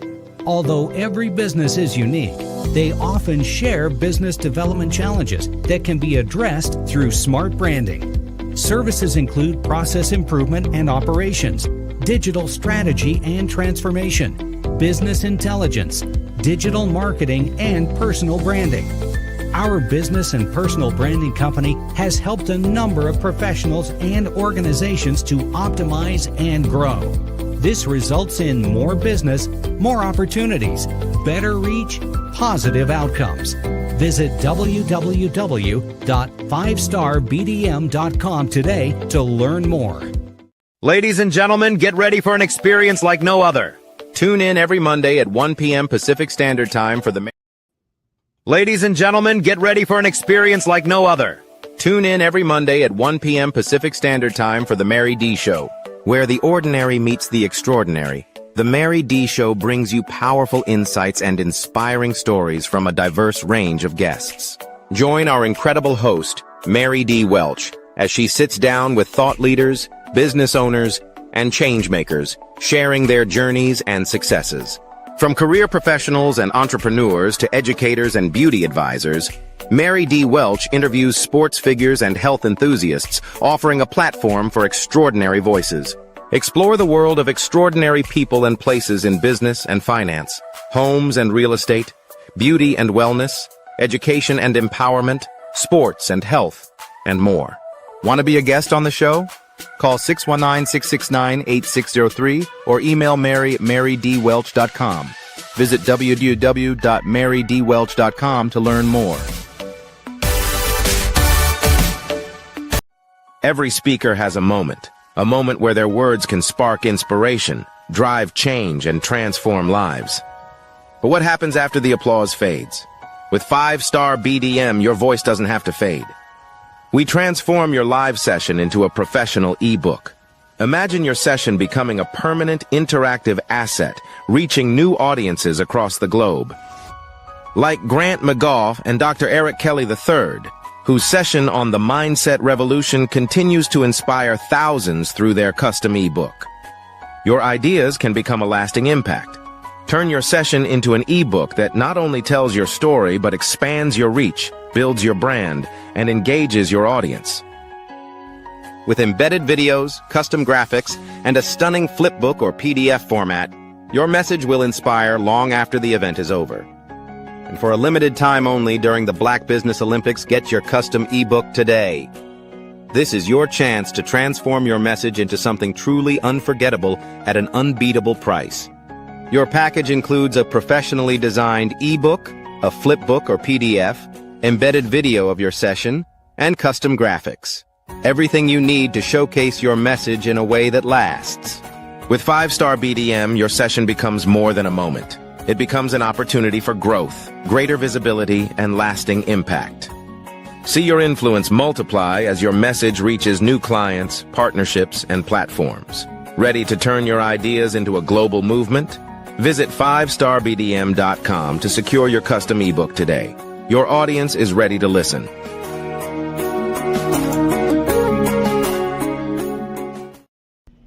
Why do I do what I do? You know, my life coach asked me that a few years ago. And she said, Tony, what's your why? And I told her, and she said, girl, you've already accomplished that. Perhaps you need a new why. Hi, Tony Harris, Amy Hoydu with Say It Said Marketing, one of your students.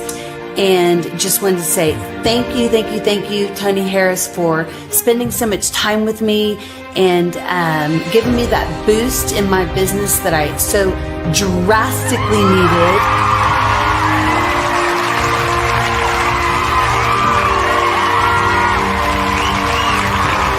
My why is to touch, move, and inspire my clients to take drastic steps to be better than they were before they met me. I'm a resource. I'm a connector. I want to help people build deeper relationships that are beneficial to their life and business. That's what I do best. So, first thing you got to do is show up. And speaking is a way to magnetically attract your ideal client to you. How many of you use social media that way? Absolutely, and this is how you look to the world. Drastic steps are the steps that are needed to be successful. And my business is drastic denotes a mindset. Getting out of your comfort zone.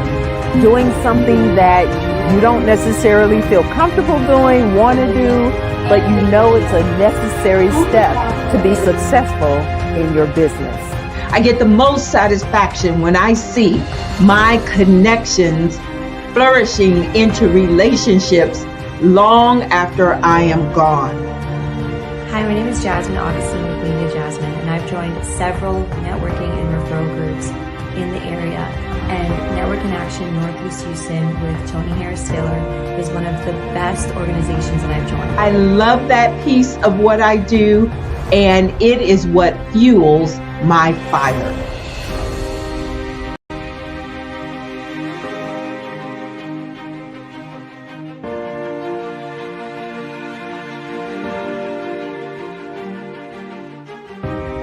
My name is Tony Harris Taylor, saying take a drastic step today for a fantastic tomorrow.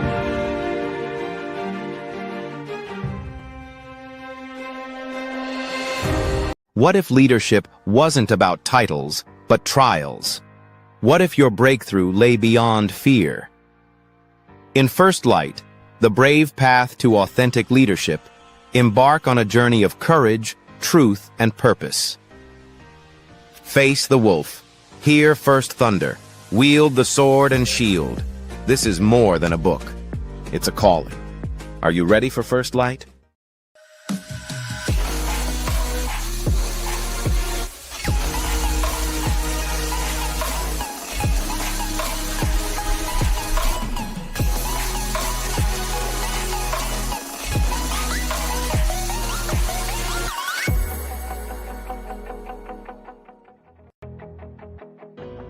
I am Black Business. From the moment I wake until the time I sleep, I am Black Business. I am Black Business. Are you Black Business? I am Black Business. Do you support Black businesses? I support Black business because I am Black Business. Black Business Expo, one of the largest business showcases in the history of Black business in the world.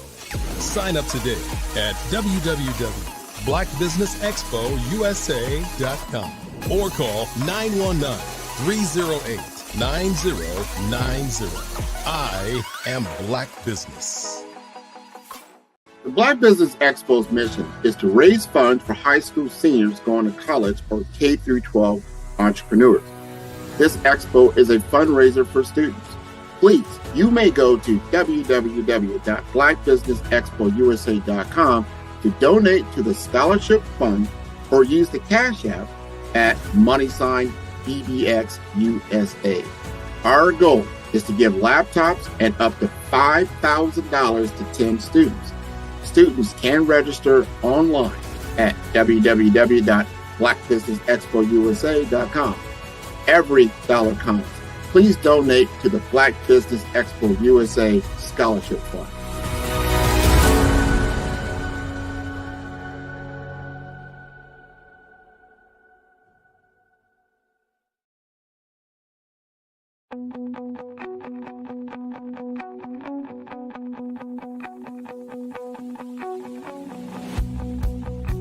I am Black Business.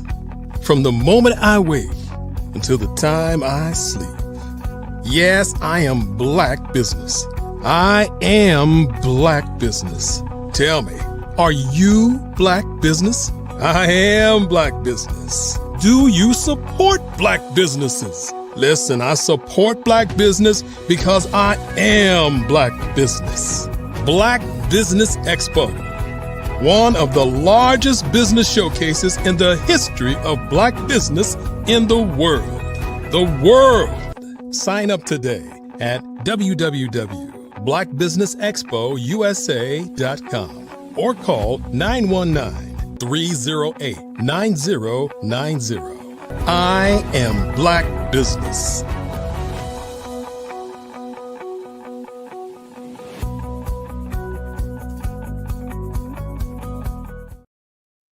Hello, and welcome to the Black Business Network. My name is Grant McGaw, CEO of 5-Star BDM and host of the Follow Brand podcast and TV series, and I am your business moderator for this session on the Black Business Network. The Black Business Network is a 24-hour business network showcasing Black businesses, business owners, entrepreneurs, and thought leaders worldwide. And we have speakers from North Carolina, London, Singapore, Africa, Japan, and cities all over the United States.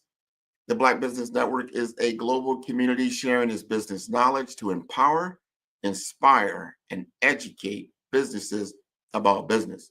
And with us today, we have Zay Dani. She is the visionary owner and operator of Zay Dani Design, a graphic design brand that's renowned for its expertise in social media management, brand design, content strategizing, and AI marketing tools.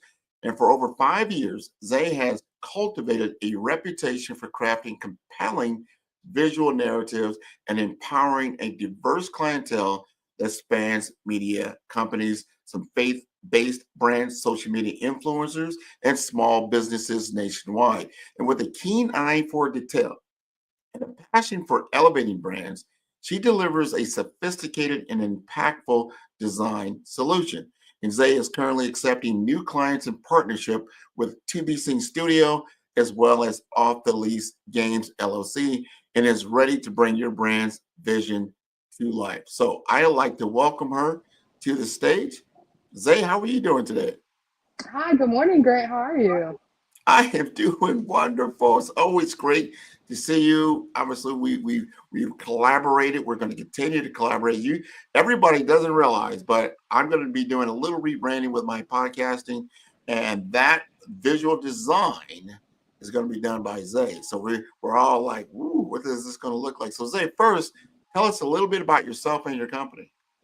Absolutely. So my name is Zay Dani, and I'm the owner-operator of Zay Dani Design.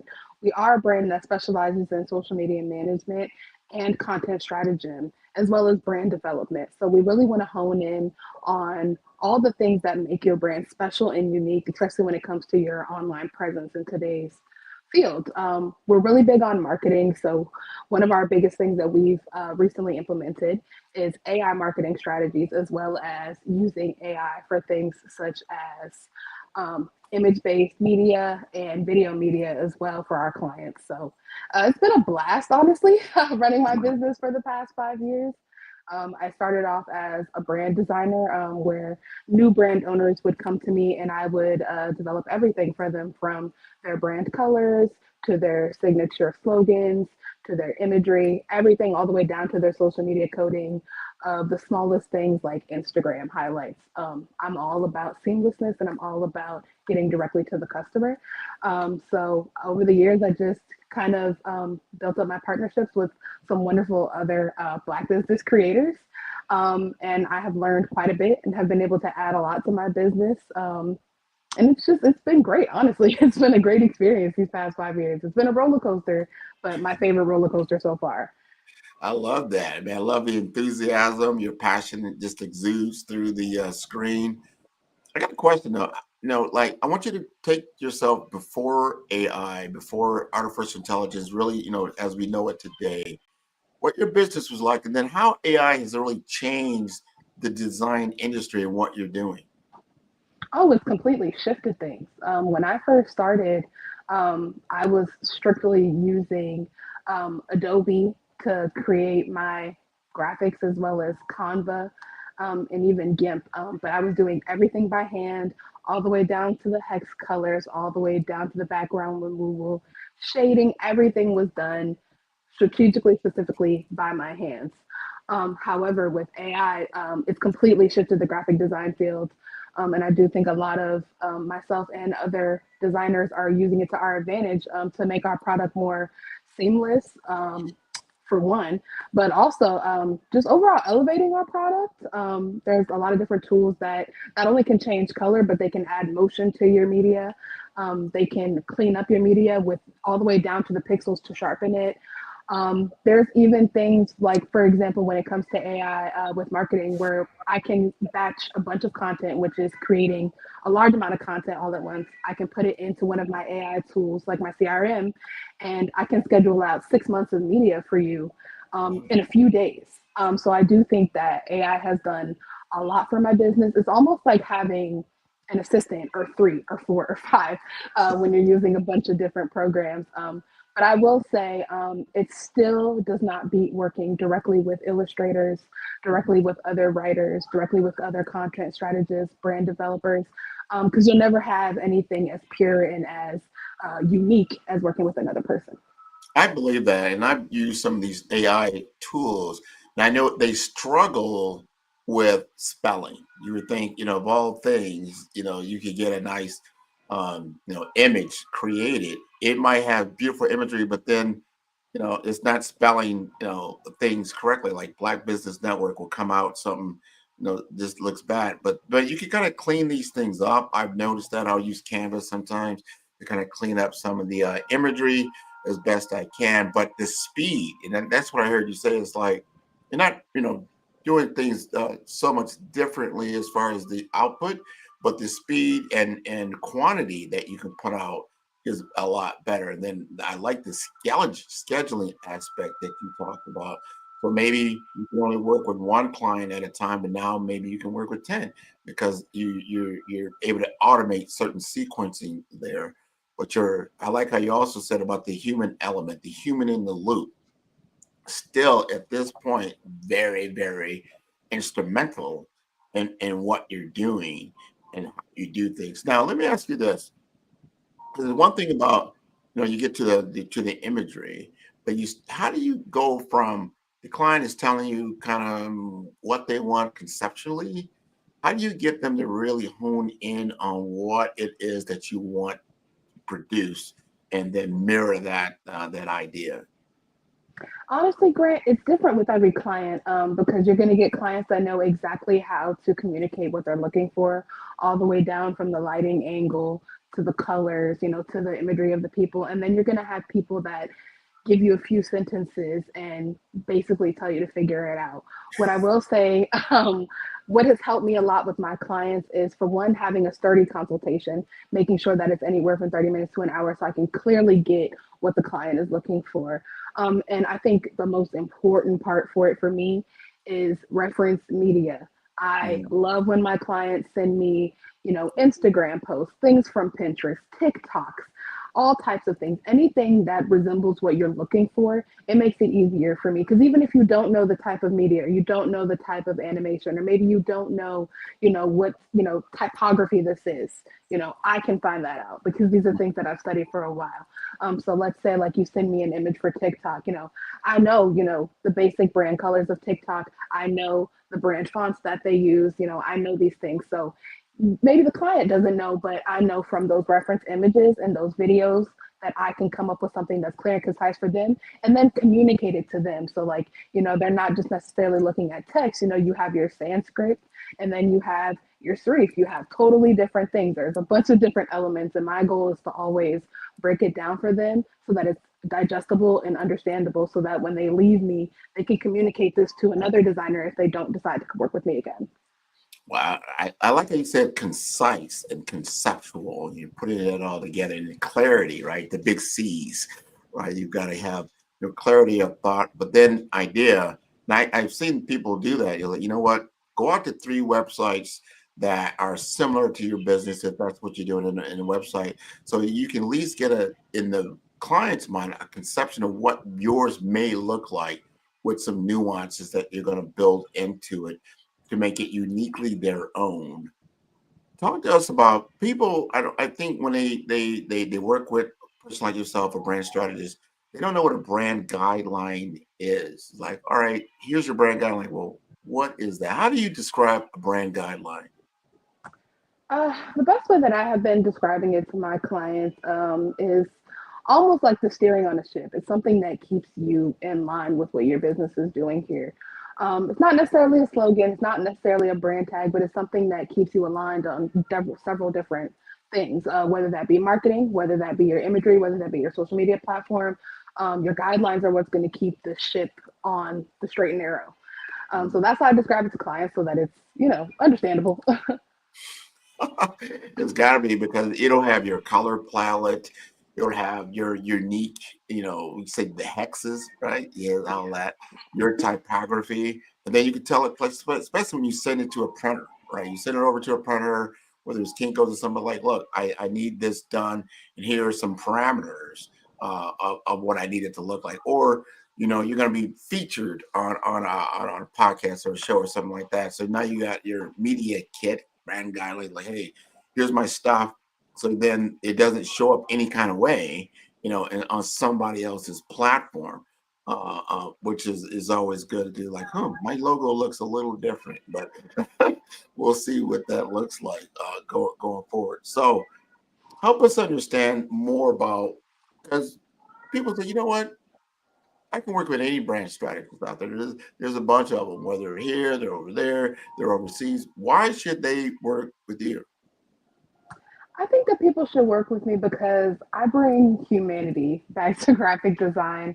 I think a lot of the time when people are working with designers, it's kind of hard to really, get in and work with somebody on a very personal human level. And that's how I deal with my clients. First and foremost, you're a person, you're spending your money with me. I appreciate you considering me at all. And I think what I like to do is not only remind them that we're all here for the same, central purpose, but to remind them that this project is just as important to me as it is to you. Whatever I create, whatever I do from the bottom of my heart, it means something to me. Each and every visual that I make, whether it's, a video, an Instagram post, a highlight cover, a logo, a web platform or landing page, each and everything that I create is something that's important to me.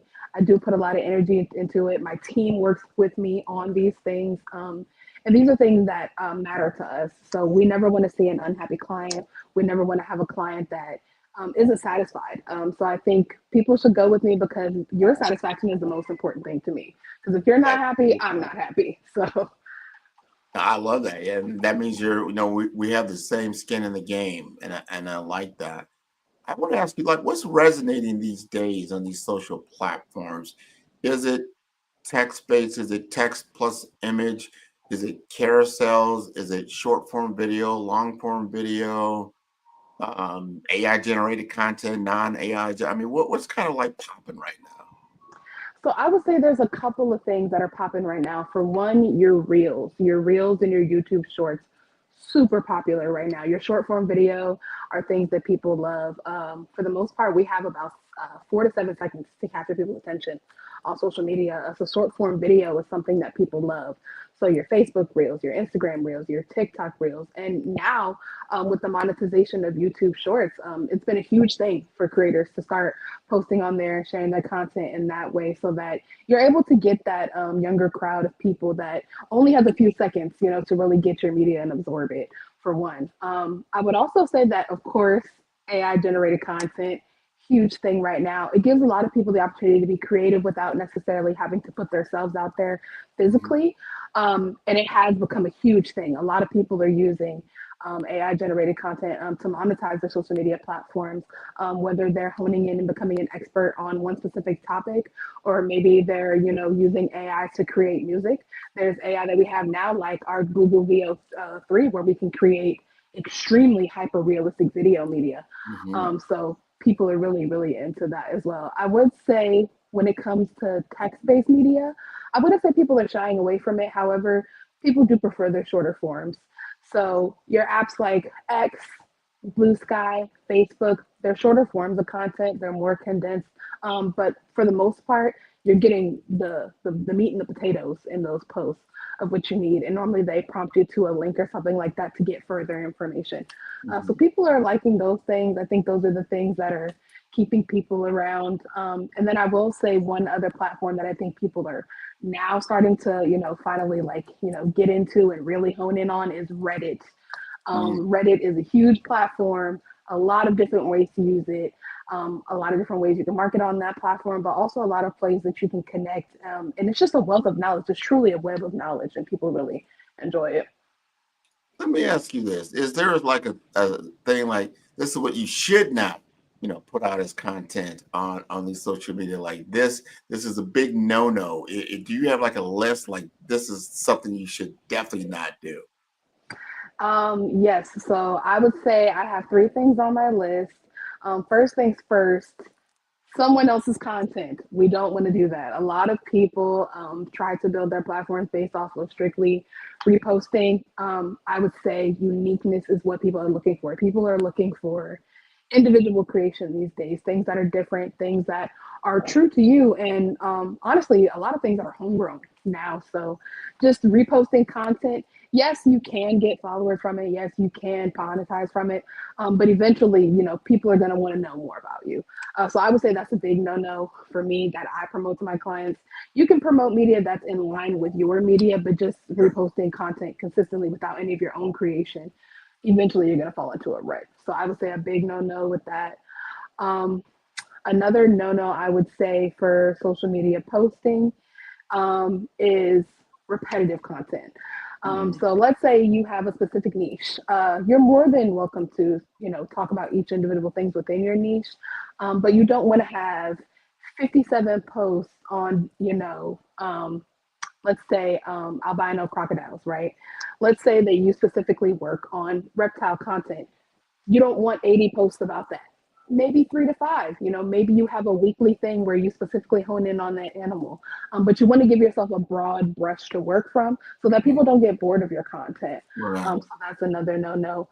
And then I would say a big social media no-no, whether you're a business owner or even a personal user of social media, I would say be careful with your instant messenger features on any platform, whether that is Facebook Messenger, Instagram DMs, X DMs, anything with personal DMs. It's important to watch what you're saying to people, how you're speaking to people, and how you're communicating with people in general, especially if you're a business owner. I think how you carry yourself, like in personal one-on-one communications, is super important. So make sure that you're just, I'm not saying you have to be perfect, but try to keep it as PG as you can when you can, and make sure that you're putting yourself in your best light when you're in those personal messenger features. No, I love that. Respect other people's space, so you don't just DM a bunch of craziness or you don't spam people, in their DM. You just instantly spam. I see this a lot. I don't know if it works for them or not, but like, I don't even know you from Adam and you're asking me to buy your product. I don't even know who you are. You're like, well, what are you talking about here? And usually you're annoying because you're offering me something I have exactly no interest in at all. and then you're Exactly. constantly, putting this information out. To your point, you're not establishing yourself as a thought leader. You're establishing someone else as a thought leader because you just reposting their content, but it doesn't say anything about you. But you have to have an intent. What is your purpose? What are you trying to accomplish? Are you doing lead generation, business development, thought leadership? Well, what is it that you're trying to accomplish here? So have a goal, of some type, in mind, for sure. But then from the content, you got to call Zay. I mean, Zay's got like, we're going to get you noticed because you said something so important. You got 4 to 7 seconds to get somebody's attention, and then, they're out of there. So you've got to be able to get that strong hook, right? To that, the gotcha, right? To then get them to really, pay attention, but then have something meaningful, right? Because you don't want to get duped. You're like, all right, I got it, and you're like, oh, not this, So you want to have something meaningful, right? Right. So your ideal client that you are seeking, if you had to give them a description, what would that be? I think it would be my client avatar, and my client avatar shifts as any good business owner does. It'll shift with time as your business grows. So my current client avatar is a small business owner who's new to social media, somebody who's trying to expand their engagement on social media so that they can monetize that in more ways than one, whether that's clicks directly to their website so that you can purchase their product or their service, or whether that's monetizing the media directly on their social media. That's my perfect client right about now, small business owners, or even like influencers of the sort. But I would say mainly business owners, just because I really truly believe in the importance of having a strong social media presence in this day and age, because if you don't have one, you're losing out on so much revenue in so many different ways. If people can't find you online, then that's a huge problem. That's the first thing most people in my generation and younger are looking for is, what are your Yelp reviews? What are your reviews on Facebook? Who's engaging with you on Instagram? These are the things that people care about, even more than your website sometimes. So that's my biggest thing for people right now, is like small business owners who don't necessarily know what they're doing with social media, or if they have one and they really just need to revamp it so that they can directly get to more of their clients. I think that's what you said there is so important. I know a lot of business owners, some of them are using, or their marketing tactics are archaic, or they're dated, right? They're still just trying to just send out a bunch of emails, or bang out a bunch of phone calls, hang up a sign on a billboard or something to that effect. And then their social media is either non-existent. There's no real brand. You haven't extended, any kind of brand. So you limited your reach, and you start looking at the economy as it is today. And I challenge people, say, look at the top 10 companies that are traded in stock on the NASDAQ. These are tech companies, right? Digital platforms. So if you're not present on these digital platforms, you're not showing up for business, on this platform. You just brought up like Reddit and some other things, but you got to know where your audience sits. Like, where are they consuming knowledge and information? What is their go-to, right? And if if you do happen to know what that is, then you got to show up in a way that you're present and visible. And I'm sure you do that a lot. I want to ask you some of your favorite tools that you're using today, because I know about Canva. Obviously, a lot of people know ChatGPT for certain things. Adobe, Photoshop has been around for a long time. And what does your tool stack look like these days? My tool belt is extensive these days. I am a firm believer in having a list of items to use that is forever changing. So I still use things that are super old programs like GIMP. GIMP is a super old program, older than Adobe, I believe, and it was mainly like an Android platform for a long time. So I still use that sometimes. I still use Adobe Creative Studio always. Definitely use it often. One of my new favorite platforms currently, though, are actually AI-based platforms. Yeah. So one of my favorite platforms that I really like right now is Midjourney for the image-based media. Super cool functions. And they have a lot of different features like face swap where you can get consecutive characters. So it's great for people who are trying to, write books, create their own imagery for cover videos. If you're trying to create your own character, and go ahead and add motion to that and become a VTuber. There's so much that you can do with that. Also, like I said earlier, VO3 has the internet storm right now. A What lot is of that? Is people. that a Google platform? It is a Google platform, so it is a video-based AI. It is text-to-image AI, and people are going crazy about it. It is hyper realistic. It's probably one of the most realistic video AIs that I have seen to date. I've used Midjourney, I've used Leonardo, I've used platforms even like Cantina, but I've never seen anything as hyper realistic as VO3. So I'm excited to see what comes with that and what creators are going to be doing with that. Another Google platform that I really like recently is Image Effects. If you really enjoy Midjourney for the hyperrealism that it creates in images, I think a good alternative that is free to all users is Google Image Effects. So a lot of people have a hard time using Midjourney because they can't necessarily, do the $30 subscription or even the $100 subscription as a business owner. But if you're looking for something and you want something that's virtually exactly like that, Image Effects. I absolutely love it. It is prompt based. So you can type in your specific prompt. The more specific you are with your prompt, the better your images are going to come out. But if you're looking for a one-stop shop for all of these things that is powered by DALL-E 3, I would go with Microsoft Copilot. You can do so much with that. It can write for you, but it can also do image-based media too. And that is because they have a feature built into Copilot called Designer, which is its own platform as well, where you can do all types of media design, whether that's social media platforms, whether that's monograms, you can do stickers, you can do wide frame media. So those are some of my perfect programs right now. I still love Canva. Canva is one of my favorite platforms to teach my clients. So when I am booked to teach clients how to, basically develop and manage their own social media, one platform that I teach them inside and out is Canva Creative Studio, because Canva is evolved so much all the way down to the AI where you can literally plug in an image from your library on Canva and it'll create, a perfect set of, hypothetical media for you.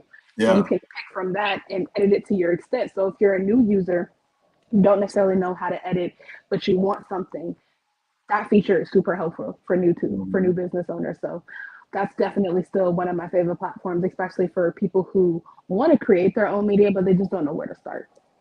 That's it. That's it. And so what I heard you say is a lot of image creation, right? Text to image creation, prompt to text to image creation. Are you seeing also text to video creation? Like I used this platform recently called Flux AI or Flux One AI.ai. It was, it creates like a little 5-second little snippet. Are you seeing so if you had to pick an image to, or I would say either image to video or text to video, like there's Sora out for ChatGPT, but some people's like, it's not, they don't think it's in the middle road. What is your, when it comes to video creation, like short snippets like that, what are you using for that kind of tool set? So 2 programs that I'm using for that, and that's Lumia. I'm using that program. What's it called? Good. Lumia. Lumia. Yes. So it's a text to image based platform. So you can upload an image and then you can basically describe what type of motion you want to give the video. And so far, I believe it can go up to 10 seconds worth of media.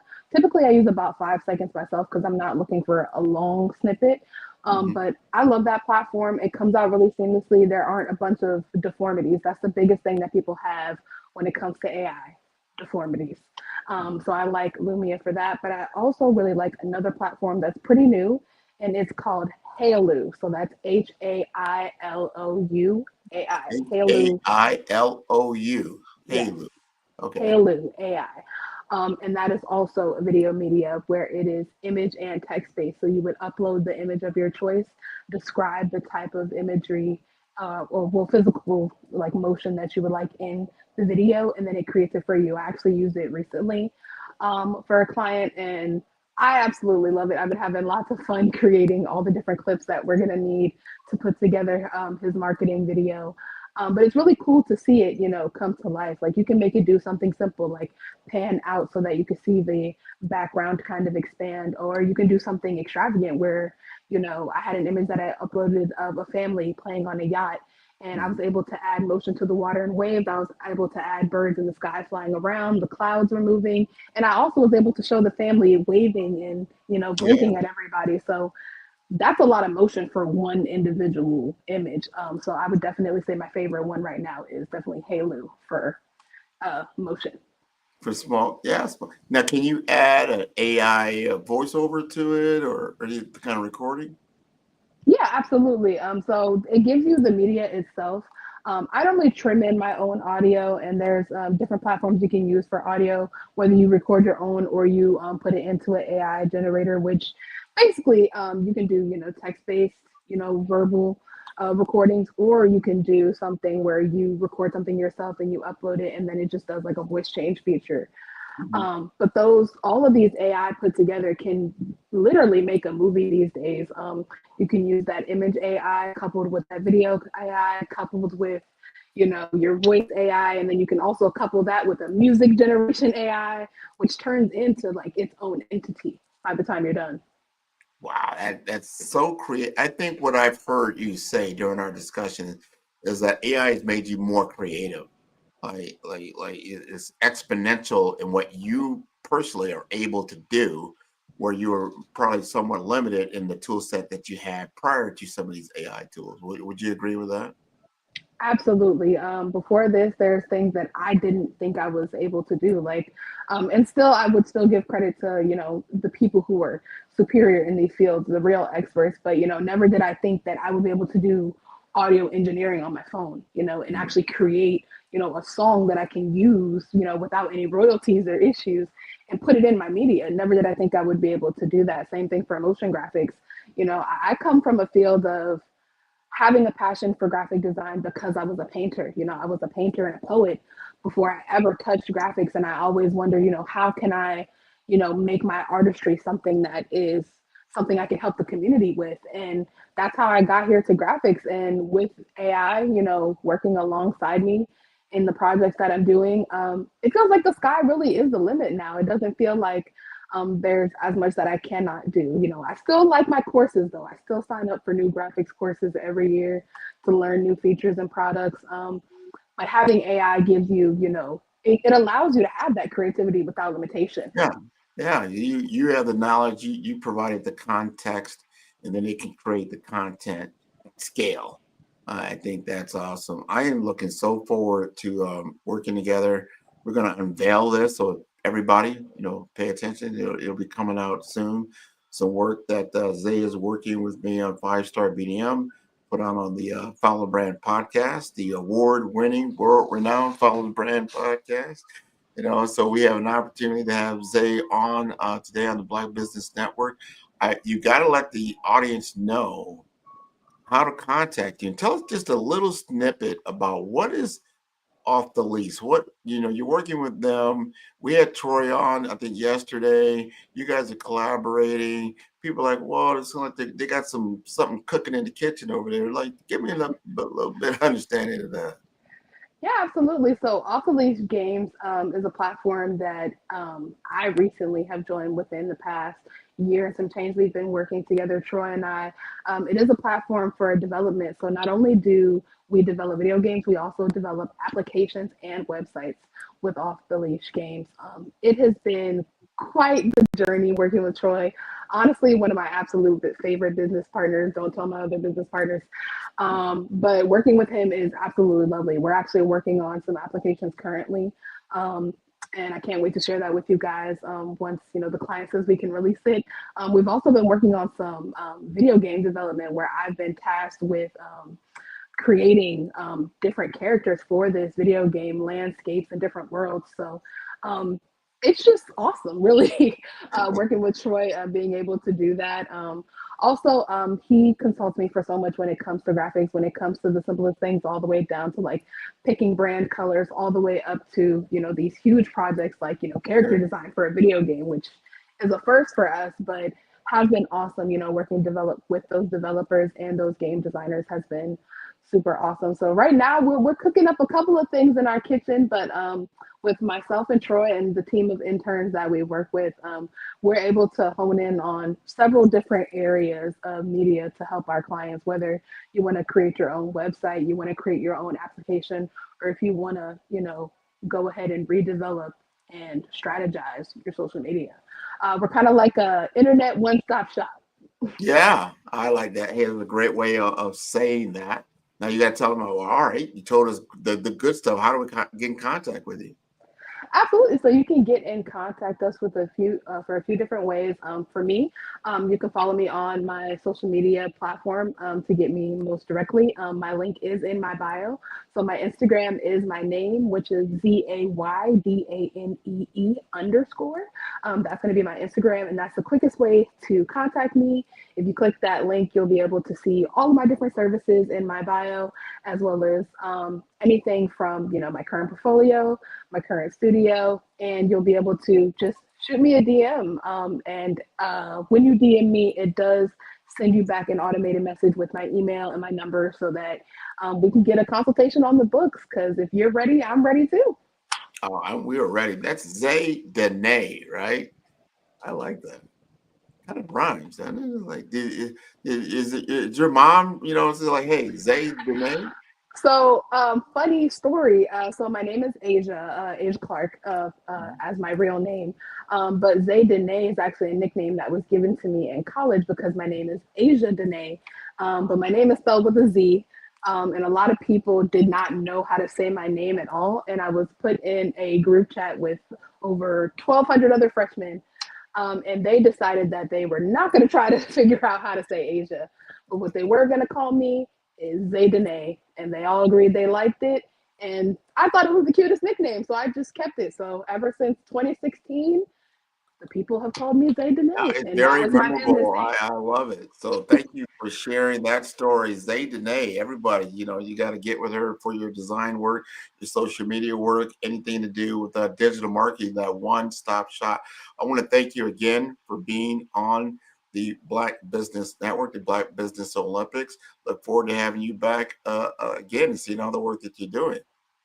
Absolutely, Grant. Thank you so much for your time. You're welcome. Genius is common, and we will see you on the other side. Wonderful person. The Black Business Expo's mission is to raise funds for high school seniors going to college or K-12 entrepreneurs. This expo is a fundraiser for students. You may go to www.blackbusinessexpousa.com to donate to the scholarship fund, or you can use the Cash App that is on the screen below. That is $BBXUSA. Our goal is to give laptops and up to $5,000 to 10 students. And students, you can register online at www.blackbusinessexpousa.com. Every dollar counts, so please donate to the scholarship fund and help students achieve their dreams. Special thanks to our Black Business Expo USA sponsors for May 2025. They include NC100, Suede Soul, Carolina, Virginia Minority Supplier Development Council, Stout Management, Margie McLean Foundation Incorporated, Genius is Common, Executive Women's Success Institute, The Quality Coaching Company, Superwoman Business Services, Creative Force Studios, Lee Entertainment, Black Business Olympics, Artistic App Design, 5-Star BDM, Banks Law Firm, Black Business Expo USA, Genius is Common, and I will see you on the other side. What if leadership wasn't about titles, but trials? What if your breakthrough lay beyond fear? In First Light, The Brave Path to Authentic Leadership, embark on a journey of courage, truth, and purpose. Face the wolf. Hear first thunder. Wield the sword and shield. This is more than a book. It's a calling. Are you ready for First Light?